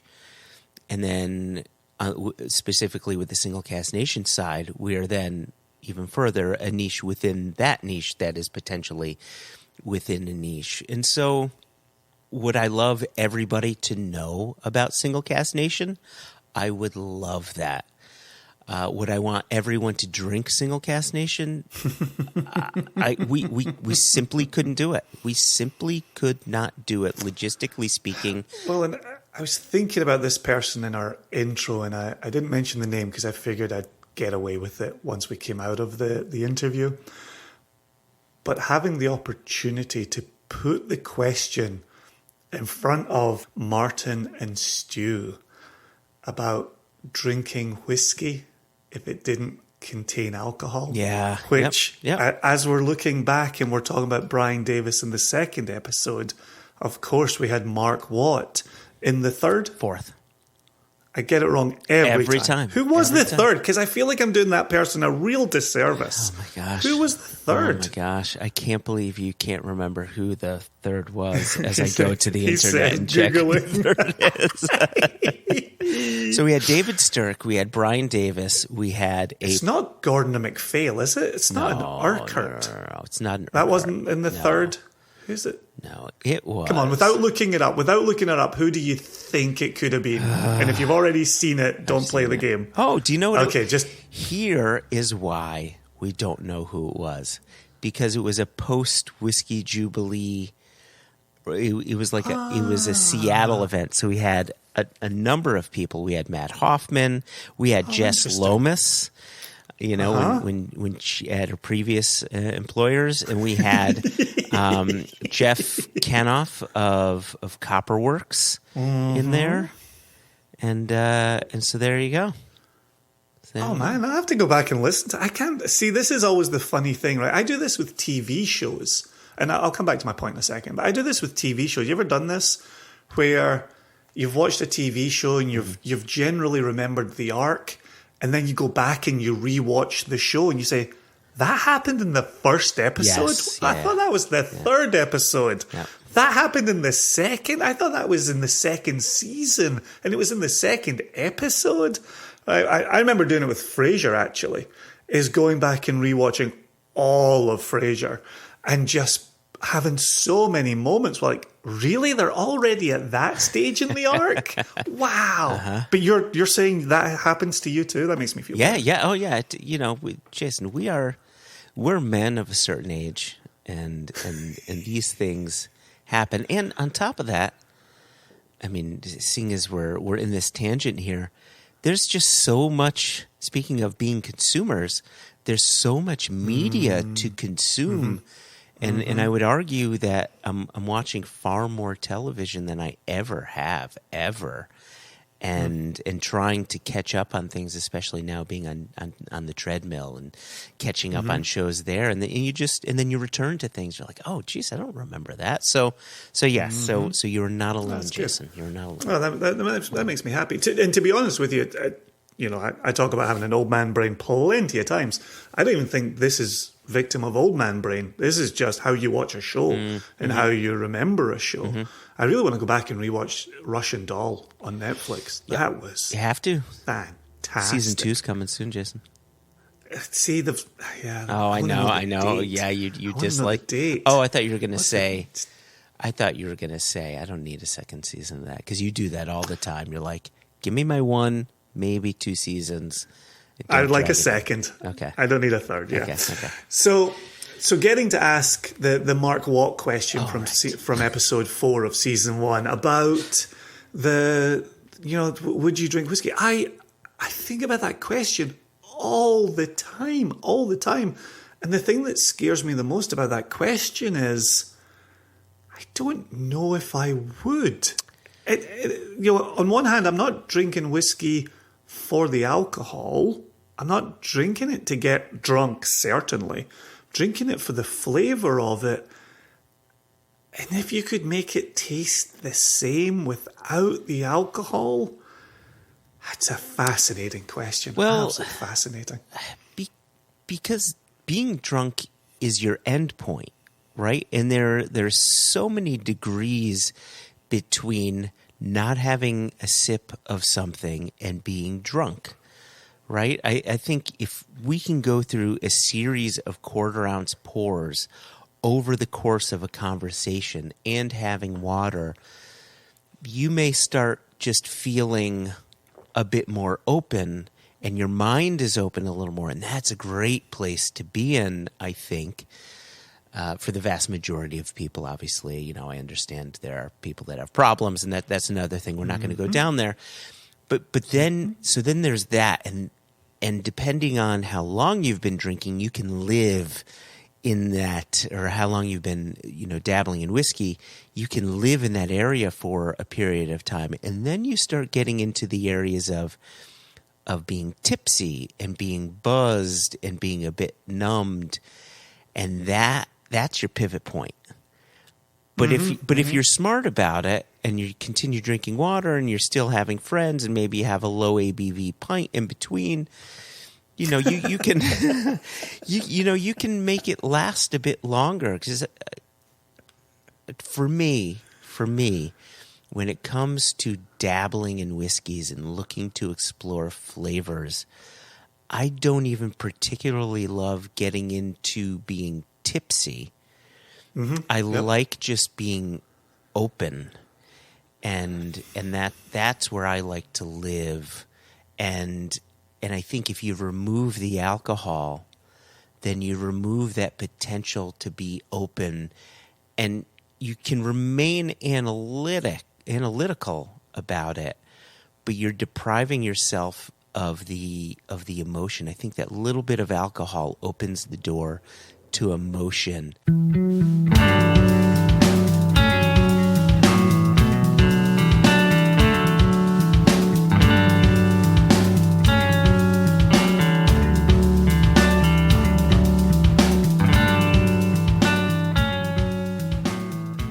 Could you do me a solid? Well, yes is the answer. Yeah. Okay. Right. Can you thank Martin and Stu as you tend to do, and then could you wake up the paperboy for me? Martin, Stu, it was really a pleasure talking with you both and learning about your processes. And like I said before the interview, like I said during the interview, and like I said when I was with Elijah back in September of 2021, tasting your spirits for the first time, it's clear you're making some really quaffable stuff, and I'm looking forward to watching you mature as see what I did there, as a business, and starting to understand more your consumers' own profiles and your clients' own profiles. I think what you're doing is very cool, is very interesting. I think people need to be open to it, and I think it will live very comfortably alongside traditional practices. So thank you again. There you go. Best of luck, chaps. I thoroughly enjoyed the conversation. Learned a ton along the way. Extra, extra! Read all about it. Life story of Playboy Penny. Extra, extra! Extra, extra! Read all about it. Me and that Playboy in trouble again. Extra. Thanks ever so much for giving him a little poke with a stick. Very gently, very respectfully.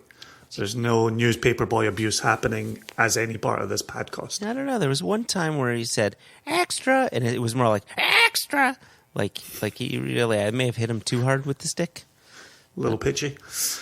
So the reason I've called you here today is we launched and sold out and shipped our second annual Thornton Distilling Co.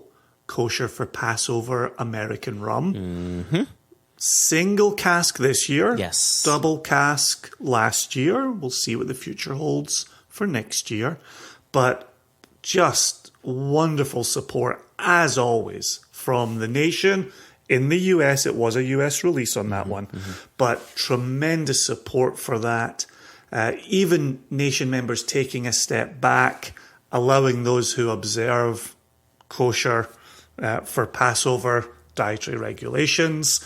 If somebody wasn't in the same boat, they stood back, they let the sale happen. And then you'd said this many times, leave it 30 minutes, leave it an hour. It took 2 days, two full days. 2 days. And for it to sell out. We say this all the time. We've created such a wonderful community of people within Single Cast Nation, such a respectful group of people where we say, hey, guys, gals, could you help us here? Could you help out your fellow nation member here? And they say, you know what? We'll do just that. And normally, if we put out a rum and we said, have at it, nation members would have at it and it would be gone. And we said, you know what? Just pump the brakes a bit. And they did. And we sold out. Yes, it took a couple of days. But, you know, when you look at the list of people, you know, it's obvious there are some Jewish names in there. So it's nice to see that those within our community that do follow those regulations, like you and I do, that they will have a nice little Passover. So thanks again to the nation members who kind of held off to let those that need something like this for their 8 days of Passover the ability to have that. Yeah, it was really wonderful. Yeah, another brilliant one. I actually had a friend text me and say, "Ooh, sales are a bit slow on the Thornton." And I wrote the friend back and I said, the sales could not have been more perfect. When a bottle is available for 48 hours, I feel very confident that those who wanted a shot at purchasing it had a shot at purchasing it. And isn't it remarkable that we're living amongst a nation that thinks a 2-day sellout of an entire cask is slow going? Sure, it wasn't 2 minutes. Sure, it wasn't 2 hours. 2 days? I'll live with that all the time. All the time. I am totally down with that one. So that's the Thornton behind us. Brilliant, brilliant achievement. Thanks to the nation. To everyone. Yep. Our incoming heritage rye from Yakandanda's very own Backwoods Distilling is almost to these shores, and very, very excited for the launch of that. Yeah, it's right. Not our first rye, but our first rye whiskey from Australia, our first whiskey from Australia.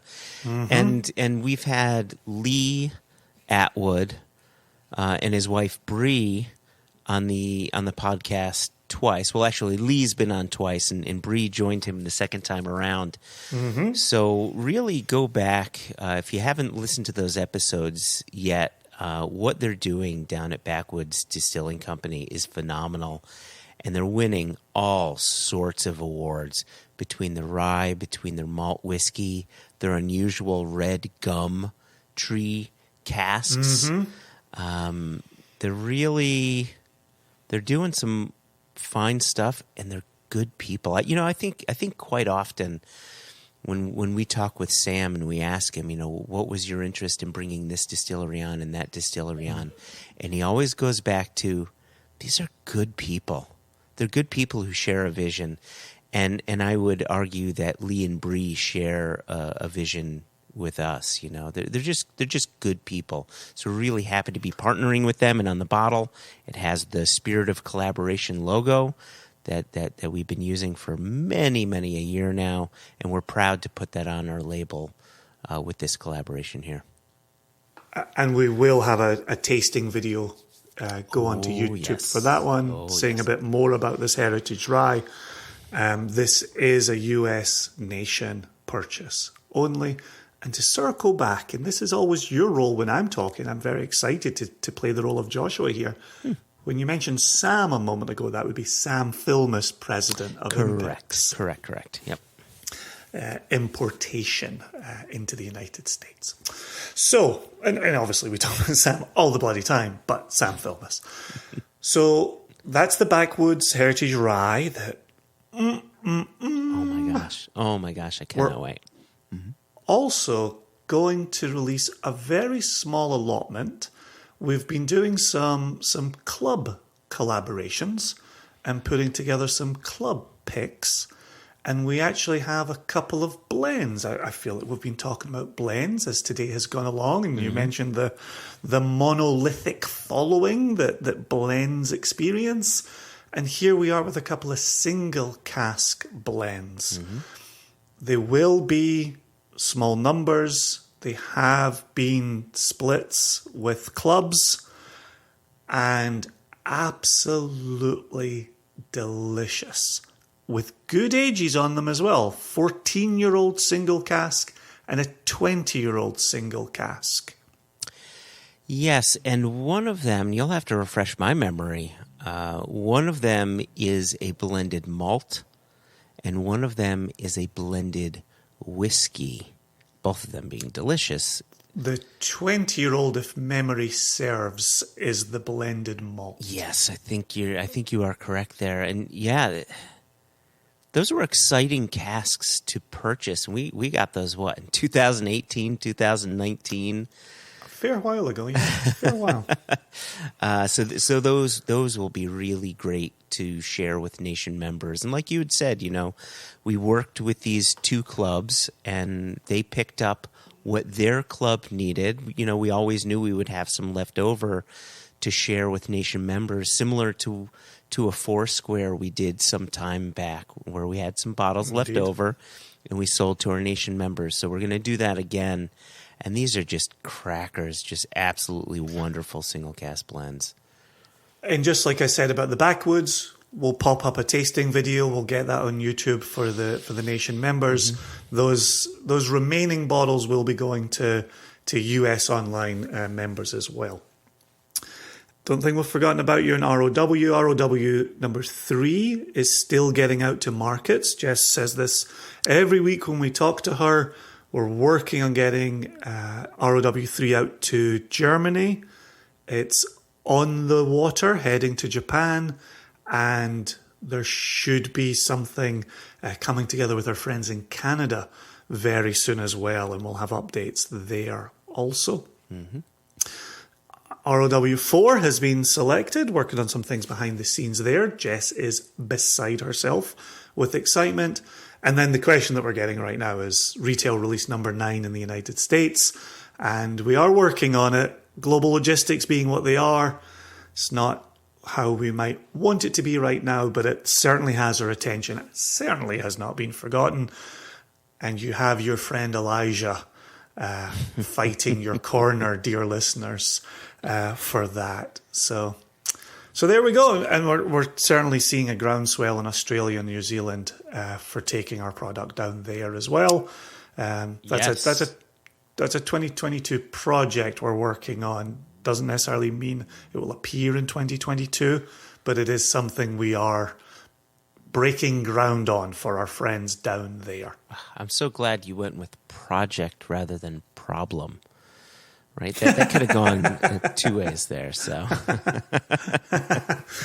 there you go. So that's a very quick roundup. I know we didn't have news in the first episode, and so we wanted to make sure we covered a bit of ground in the second episode. Indeed, and now, Jason, I think we have an email we've been meaning to get to in the last episode of season 5. We had our mailbag episode, and we'd mentioned the name Kevin Dunlop before, a Chicago guy who'd sent along 2 questions, or maybe more than 2, but there was definitely... It was more than 2. It was more than 2, but there was one bit that we said, you know what, we're going to bring this up in a season 6 episode. So you've got the question in front of you? I have indeed. Just to refresh listeners' minds, in the mailbag episode, Kevin had asked about turning the kind of the amateur love affair into some kind of professional gig, and we'd given. And he had moved in from Scotland. He had a similar background to you. Yes. Okay. Exactly. Yeah. Exactly. That was Kevin. And so we'd covered that one, which he hadn't actually sent in for the mailbag, but it was such a good question, one that we hear a lot. Yeah. It was well worth covering. Yep. He'd sent in 2 for the mailbag, and the one that we answered was about dream picks. One from Scotland, one from the US, and one from ROW, which was just so beautifully framed as a question that we couldn't resist. But he had one, and I think it fits perfectly with the ground we covered in today's interview.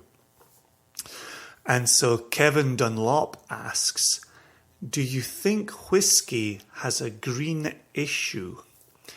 We are seeing distilleries talk about carbon neutral, etc. But in your recent episode with the rum distillery in Australia, that's perfect timing as well, they talked about barrels from Kentucky transporting barrels 1,200 miles, etc. I know that was a rum episode, but whiskey distilleries do the same thing. How do you see the industry changing to be more eco-friendly? Well, I can think of a few examples of at least Scottish distilleries talking about green initiatives, right? Where they're recycling some of their heating water for other purposes. And then you've got distilleries like Ardnamurchan where they're using recycled material for their cartons and things like that. And they really are. I mean, when it comes to green distilleries, I think Ardnamurchan endeavors to be the most green distillery in all of Scotland and may have already achieved that. But that's a good question. I think Nick Nean would give them a good run for their money. Oh, Nick Nean might, yeah. They may have to... Nick Nean also comes to mind when you're talking about packaging, where they've spearheaded a campaign where if you've already purchased a bottle that came with packaging and you'd like another bottle from them, you can order it without the external packaging. But I guess the question is, what would be the number one thing that a distillery or the parent company of distilleries would have to fight against or fix to become more green? I really liked his example of, bourbon barrels being shipped, thousands of miles to get to its destination. Definitely a part of it. Right? Definitely a part of it.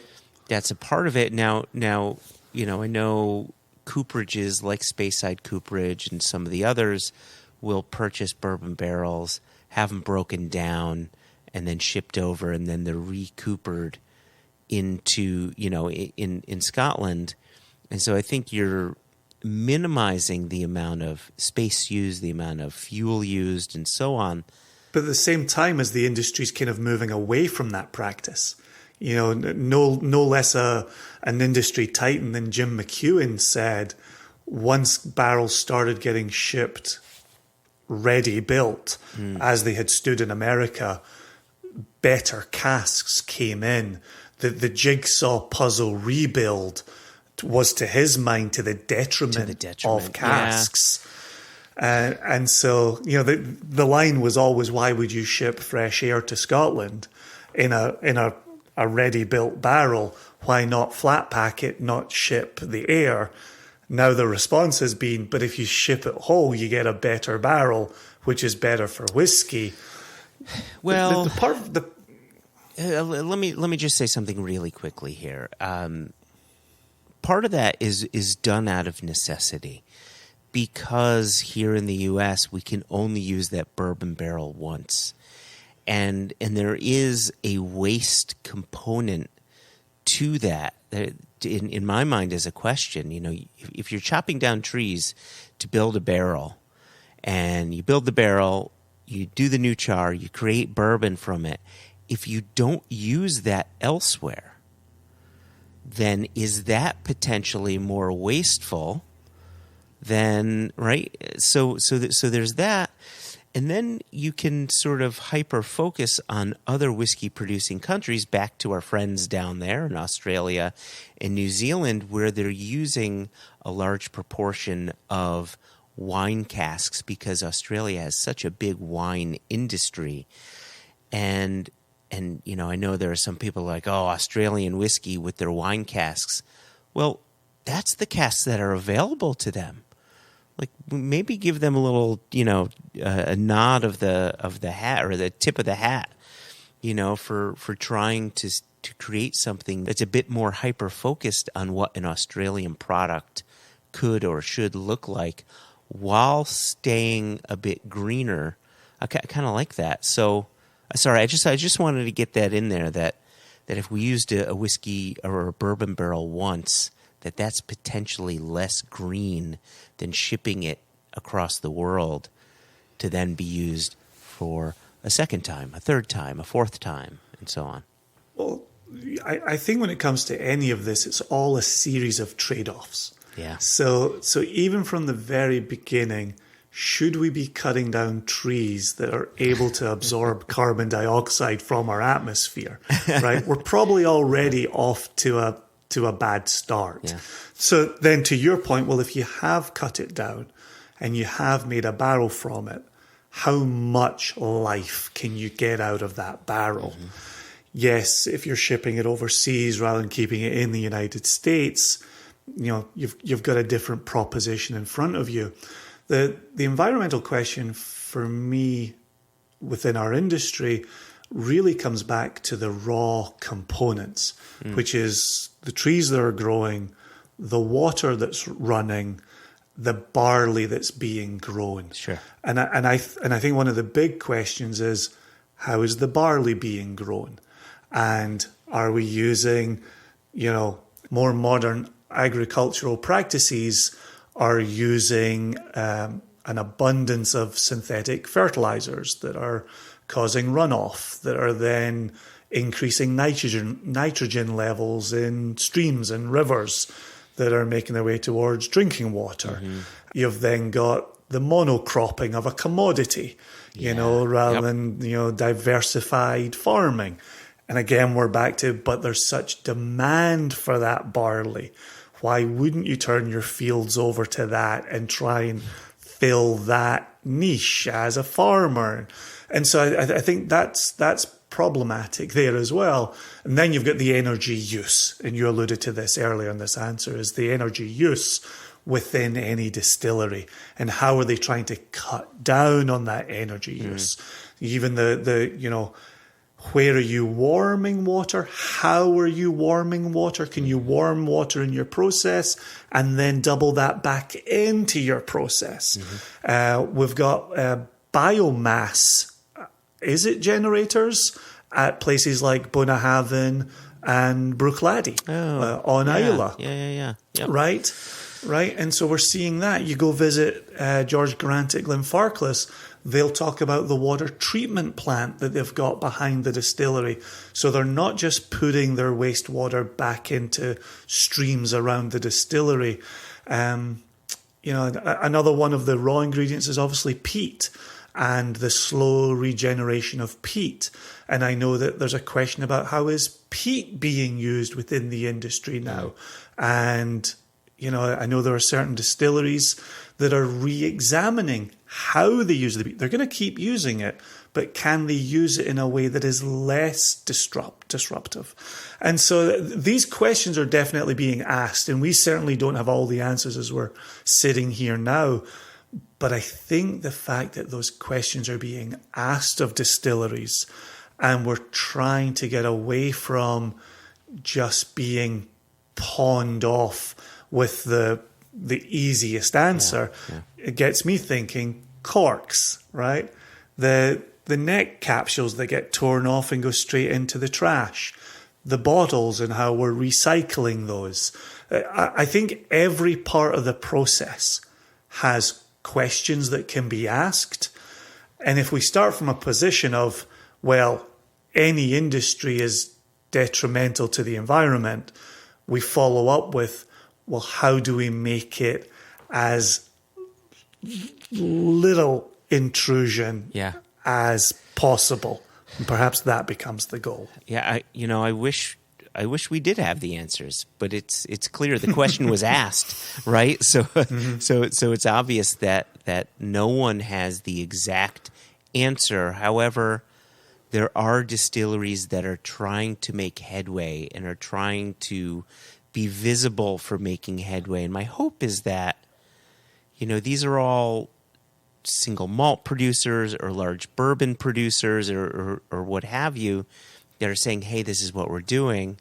Again, back to the signpost of Scotch whiskey, my hope is that all of those distilleries that no one knows about, where they're just making liquid to go into a blend, hopefully they're following suit with what those single malt brands are doing moving forward.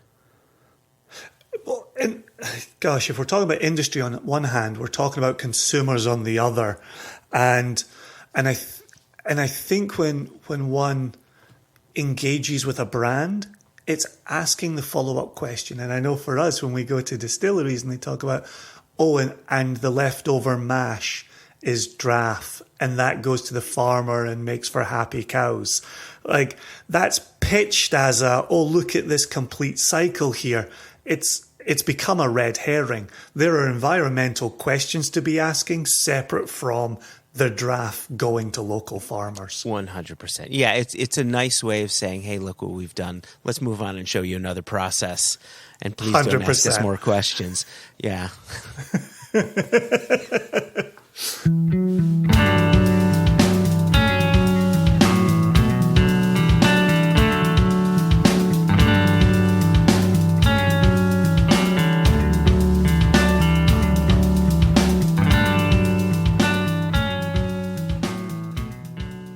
You want to have some fun before we get out of here? No. Oh, wait. Okay, cheerio, everybody. Thanks very much. Reach out to us. Questions at onenationunderwhiskey.com. No Ian Whiskey. Jason, I always want to have fun with you. Girls and guys just want to have fun. So we talked in episode 1 about the kind of the post-interview portion of our podcast, doing some slightly different things. And I've had this little game in mind for a while that I'm going to try out with you today and see if it becomes something we either continue or even start to do with the occasional future guest. Okay, all right. So I have hide the sausage. Reached... That's only when we're back to doing in-person interviews. That doesn't work on Zoom. So I've pulled the 1989 first edition Malt Whiskey Companion by Michael Jackson. Oh, my gosh. Off my shelf. Project 1989, huh? There you go. Can you imagine Jess and Sweet Scott were being born at the same time as Michael Jackson's Malt Whiskey Companion? Oh, my gosh. Amazing.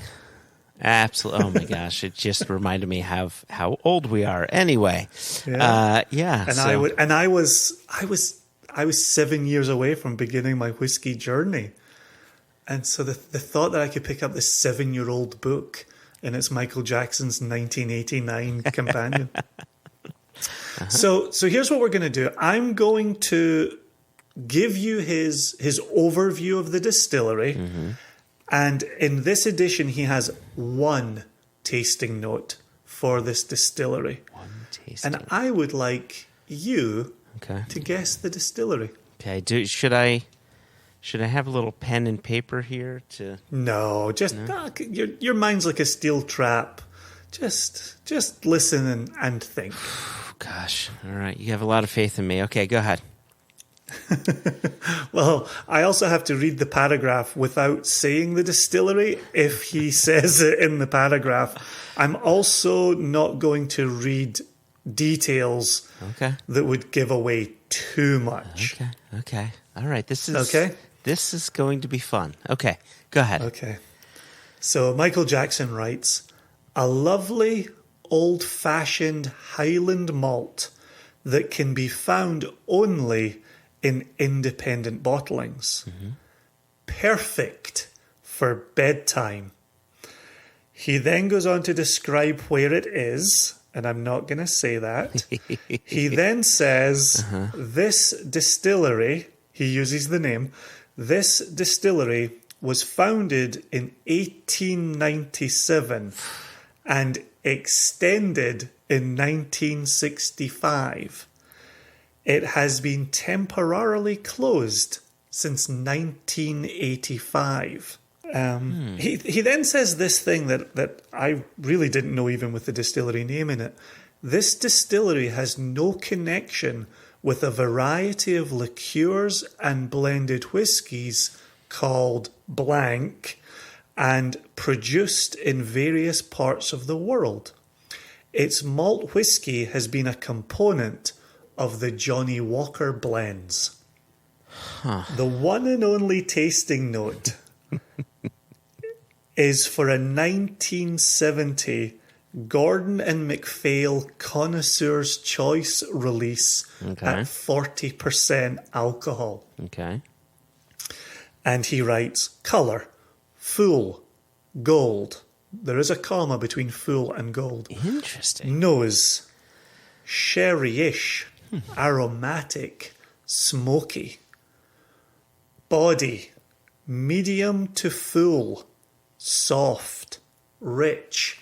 Lovely to see Michael Jackson using rich. There you go. A quality that ended up in a flavometer.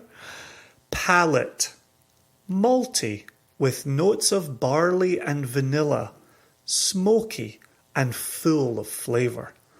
A powerful, interesting combination of malty sweetness and peaty smokiness.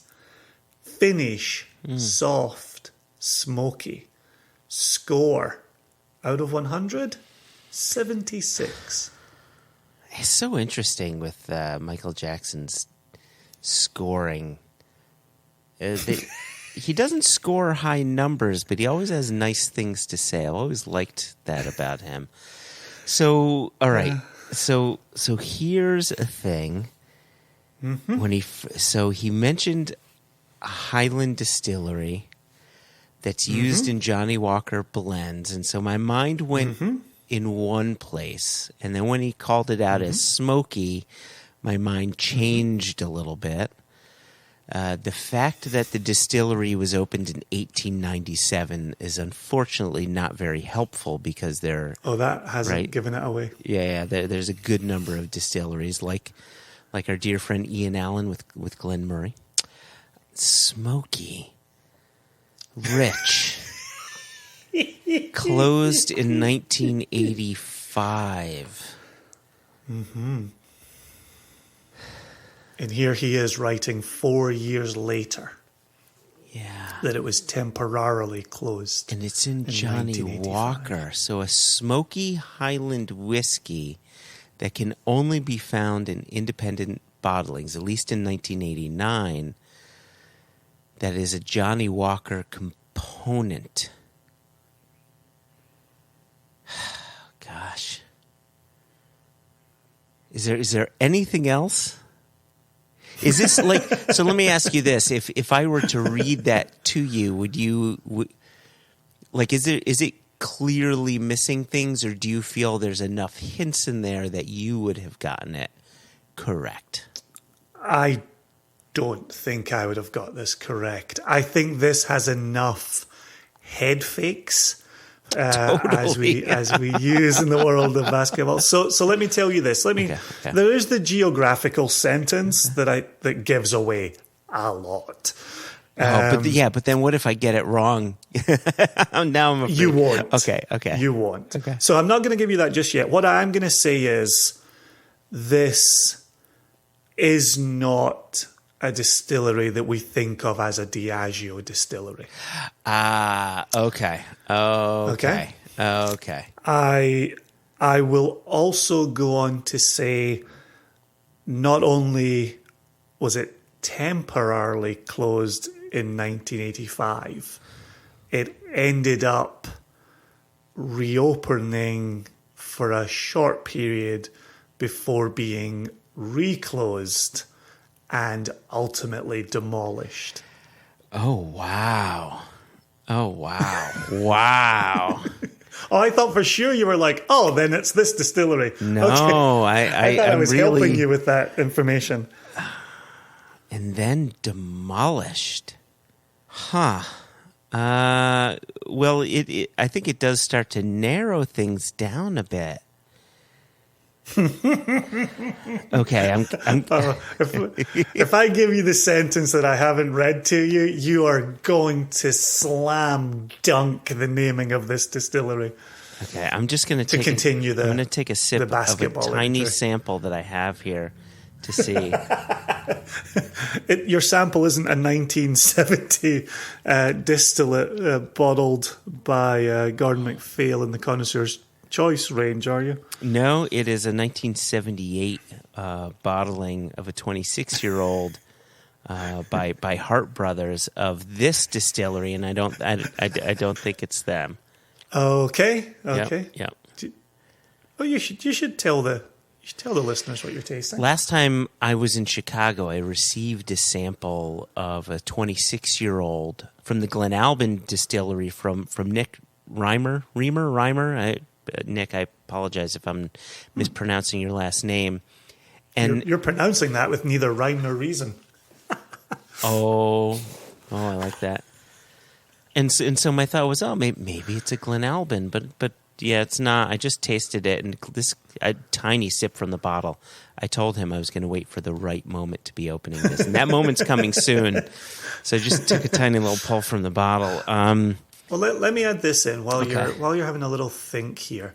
Is there are aspects of this tasting note that I wouldn't think for this distillery. There are pretty discernible qualities from this distillery that are missing from this tasting note. And one of the things that I want to achieve with this kind of fun little game is going into 1989 and having Michael Jackson clearly talk about 1970 distillate the way you and I sitting in 2022 would be talking about 2003 distillate. Yeah. And as we look back, 2003 doesn't feel that long ago. And for Michael Jackson writing in 1989, 1970 wasn't that long ago. No. But I want to see, what was a distillery style like then? What was a known tasting note like then? And I think this example does a good job of showing we don't really talk about this distillery now the way Michael Jackson talked about it in 1989. Does Diageo not own the distillery anymore because it was demolished? Like, do they still... Okay. No. It was owned by somebody else. It was owned by somebody else. Yeah, they sold it. I just off the top of my head don't know the year it was sold. And I would reach for the Ingvar Ron Malt Whisky Yearbook to get the answer to that question. Do you want me to give you this geographical sentence? Yeah, give me the geographical sentence, see if that helps me. The distillery is in the heart of Speyside at Carron, just across the river from Dalhousie, with which it has historically been linked. I feel so stupid right now. Like, is it... You know this answer, Joshua Hatton. And so that's the thing. Like, I know the answer, but at least I think I know the answer, but the smoky note is throwing Ignore me. the smoky note. Then it's Ignore imperial. the smoky note. It's imperial. It's imperial, right? So if he didn't include smoky, I think I would have gotten that much earlier on because everything else made sense. But when he said smoky, that totally threw me off. That's why I wanted to start here. Oh, because man. Isn't it so telling that you collect Imperial? Yeah. How many of those old Imperials that you've acquired and opened and tasted do you think, oh, smoky Imperial? I don't need a hand to count the number because there isn't one. There's not a single one where there's smokiness. It makes me wonder if it was a connoisseur's choice, if there was something else going on there. Maybe that Imperial was in like a peated cask beforehand or something. But boy, did that throw me off. Holy crap. Yeah, even when he talks about the nose, sherry-ish. And I think yes.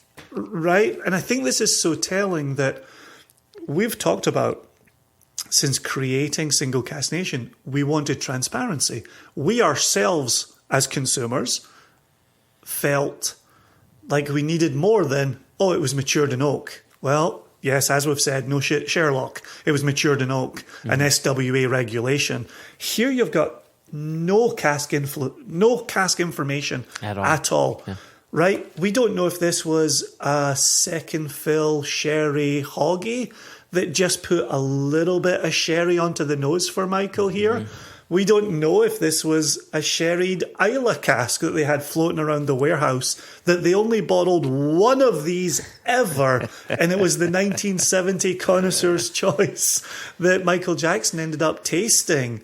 I do wish there had been another note there. I would like to have gone past just the one note, for a tasting note. But this has done exactly what I wanted it to do, which is, again, and it fits with what we've talked about through today's episode, the evolution of an industry. Mm-hmm. The way there is a lot more sharing now about the cask type, about the spirit, right? The strengths have increased. Talking about Imperial as smoky has really gone the way of the dodo. Even though this was an N of 1 for Michael Jackson, it's not scientific in any way, shape, or form. But the distillery wasn't owned by Diageo when it was finally shuttered, when it was finally demolished. It was a Pernod Ricard distillery, Chivas Brothers. And so, I love being able to show that the whiskey industry wasn't born from whole cloth in 2005. No. Right? Yeah, exactly. Right? It went through, like you had said, evolution and change and some of that just being the changing of hands and where that liquid is destined to go. Wow. I'm still trying to wrap my head around this smoky note. Like every other part adds up to Imperial. Right. Well, and that was why I wanted to see if you would allow the smoky to cloud your vision, or whether you would plow through it, or even if there would be context for this being a 1970 version. So think about what smoky did in the context of a Highland distillery from a 1970 distillate. How few Highland distilleries were using peat. And so, for a second I went Brora, and I said, no, I know there's no way it could have been Brora. And then I said, well, maybe Ben Romach, because, they had a peaty one, and Gordon MacPhail now owns Ben Romach, and this was a Gordon MacPhail bottling that he talked about at his tasting. I don't think that's it. And then it was demolished, so it's definitely not Ben Romach, and so, oh God, that was fun, Jason. That was fun. Yeah, and I also think as we go through some more of these, with guests, it'll be fun to build that context for that 1989. Yeah. To see, okay, what's he hitting out the ballpark, or not what is he hitting out the ballpark, but what has remained consistent from 89 to 2022, and then where are those moments that are, far and away different. Indeed. Yeah, I'm excited. Cheers for playing along, listeners. I hope that worked for all of you. I wonder how many were screaming Imperial at their radio controls, and how many were also thrown by the smoky. It'd be interesting to hear people playing along at home where the track they were going down. So if you wanna send in a question like Kevin Dunlop did, if you wanted to chime in, we'd love to hear what your answers were along the way. And if anybody got Imperial off the bat, good job. Well done. I was not able to do it. Tons of fun. Well, thank you, Joshua, and obviously Martin and Stu Kevin, as you just said a moment ago.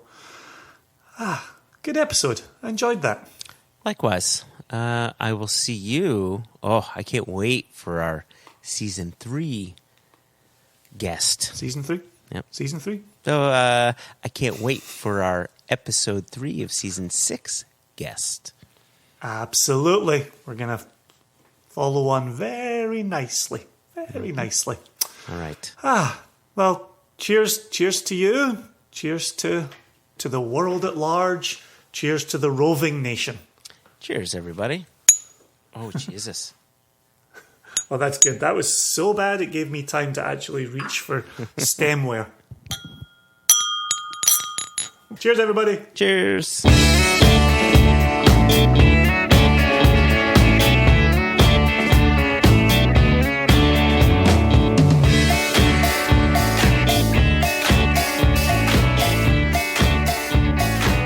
One elephant, two elephant, three elephant, four elephant, five elephant. Glad I could look up and see there are 5 notches up there. 5 notches on your belt. More than that, they're Buenos notches. Hello, everybody. This is Joshua Hatton with One Nation Under... That was really good, Jason. With One Nation Under Whisky.com. Let's try this again.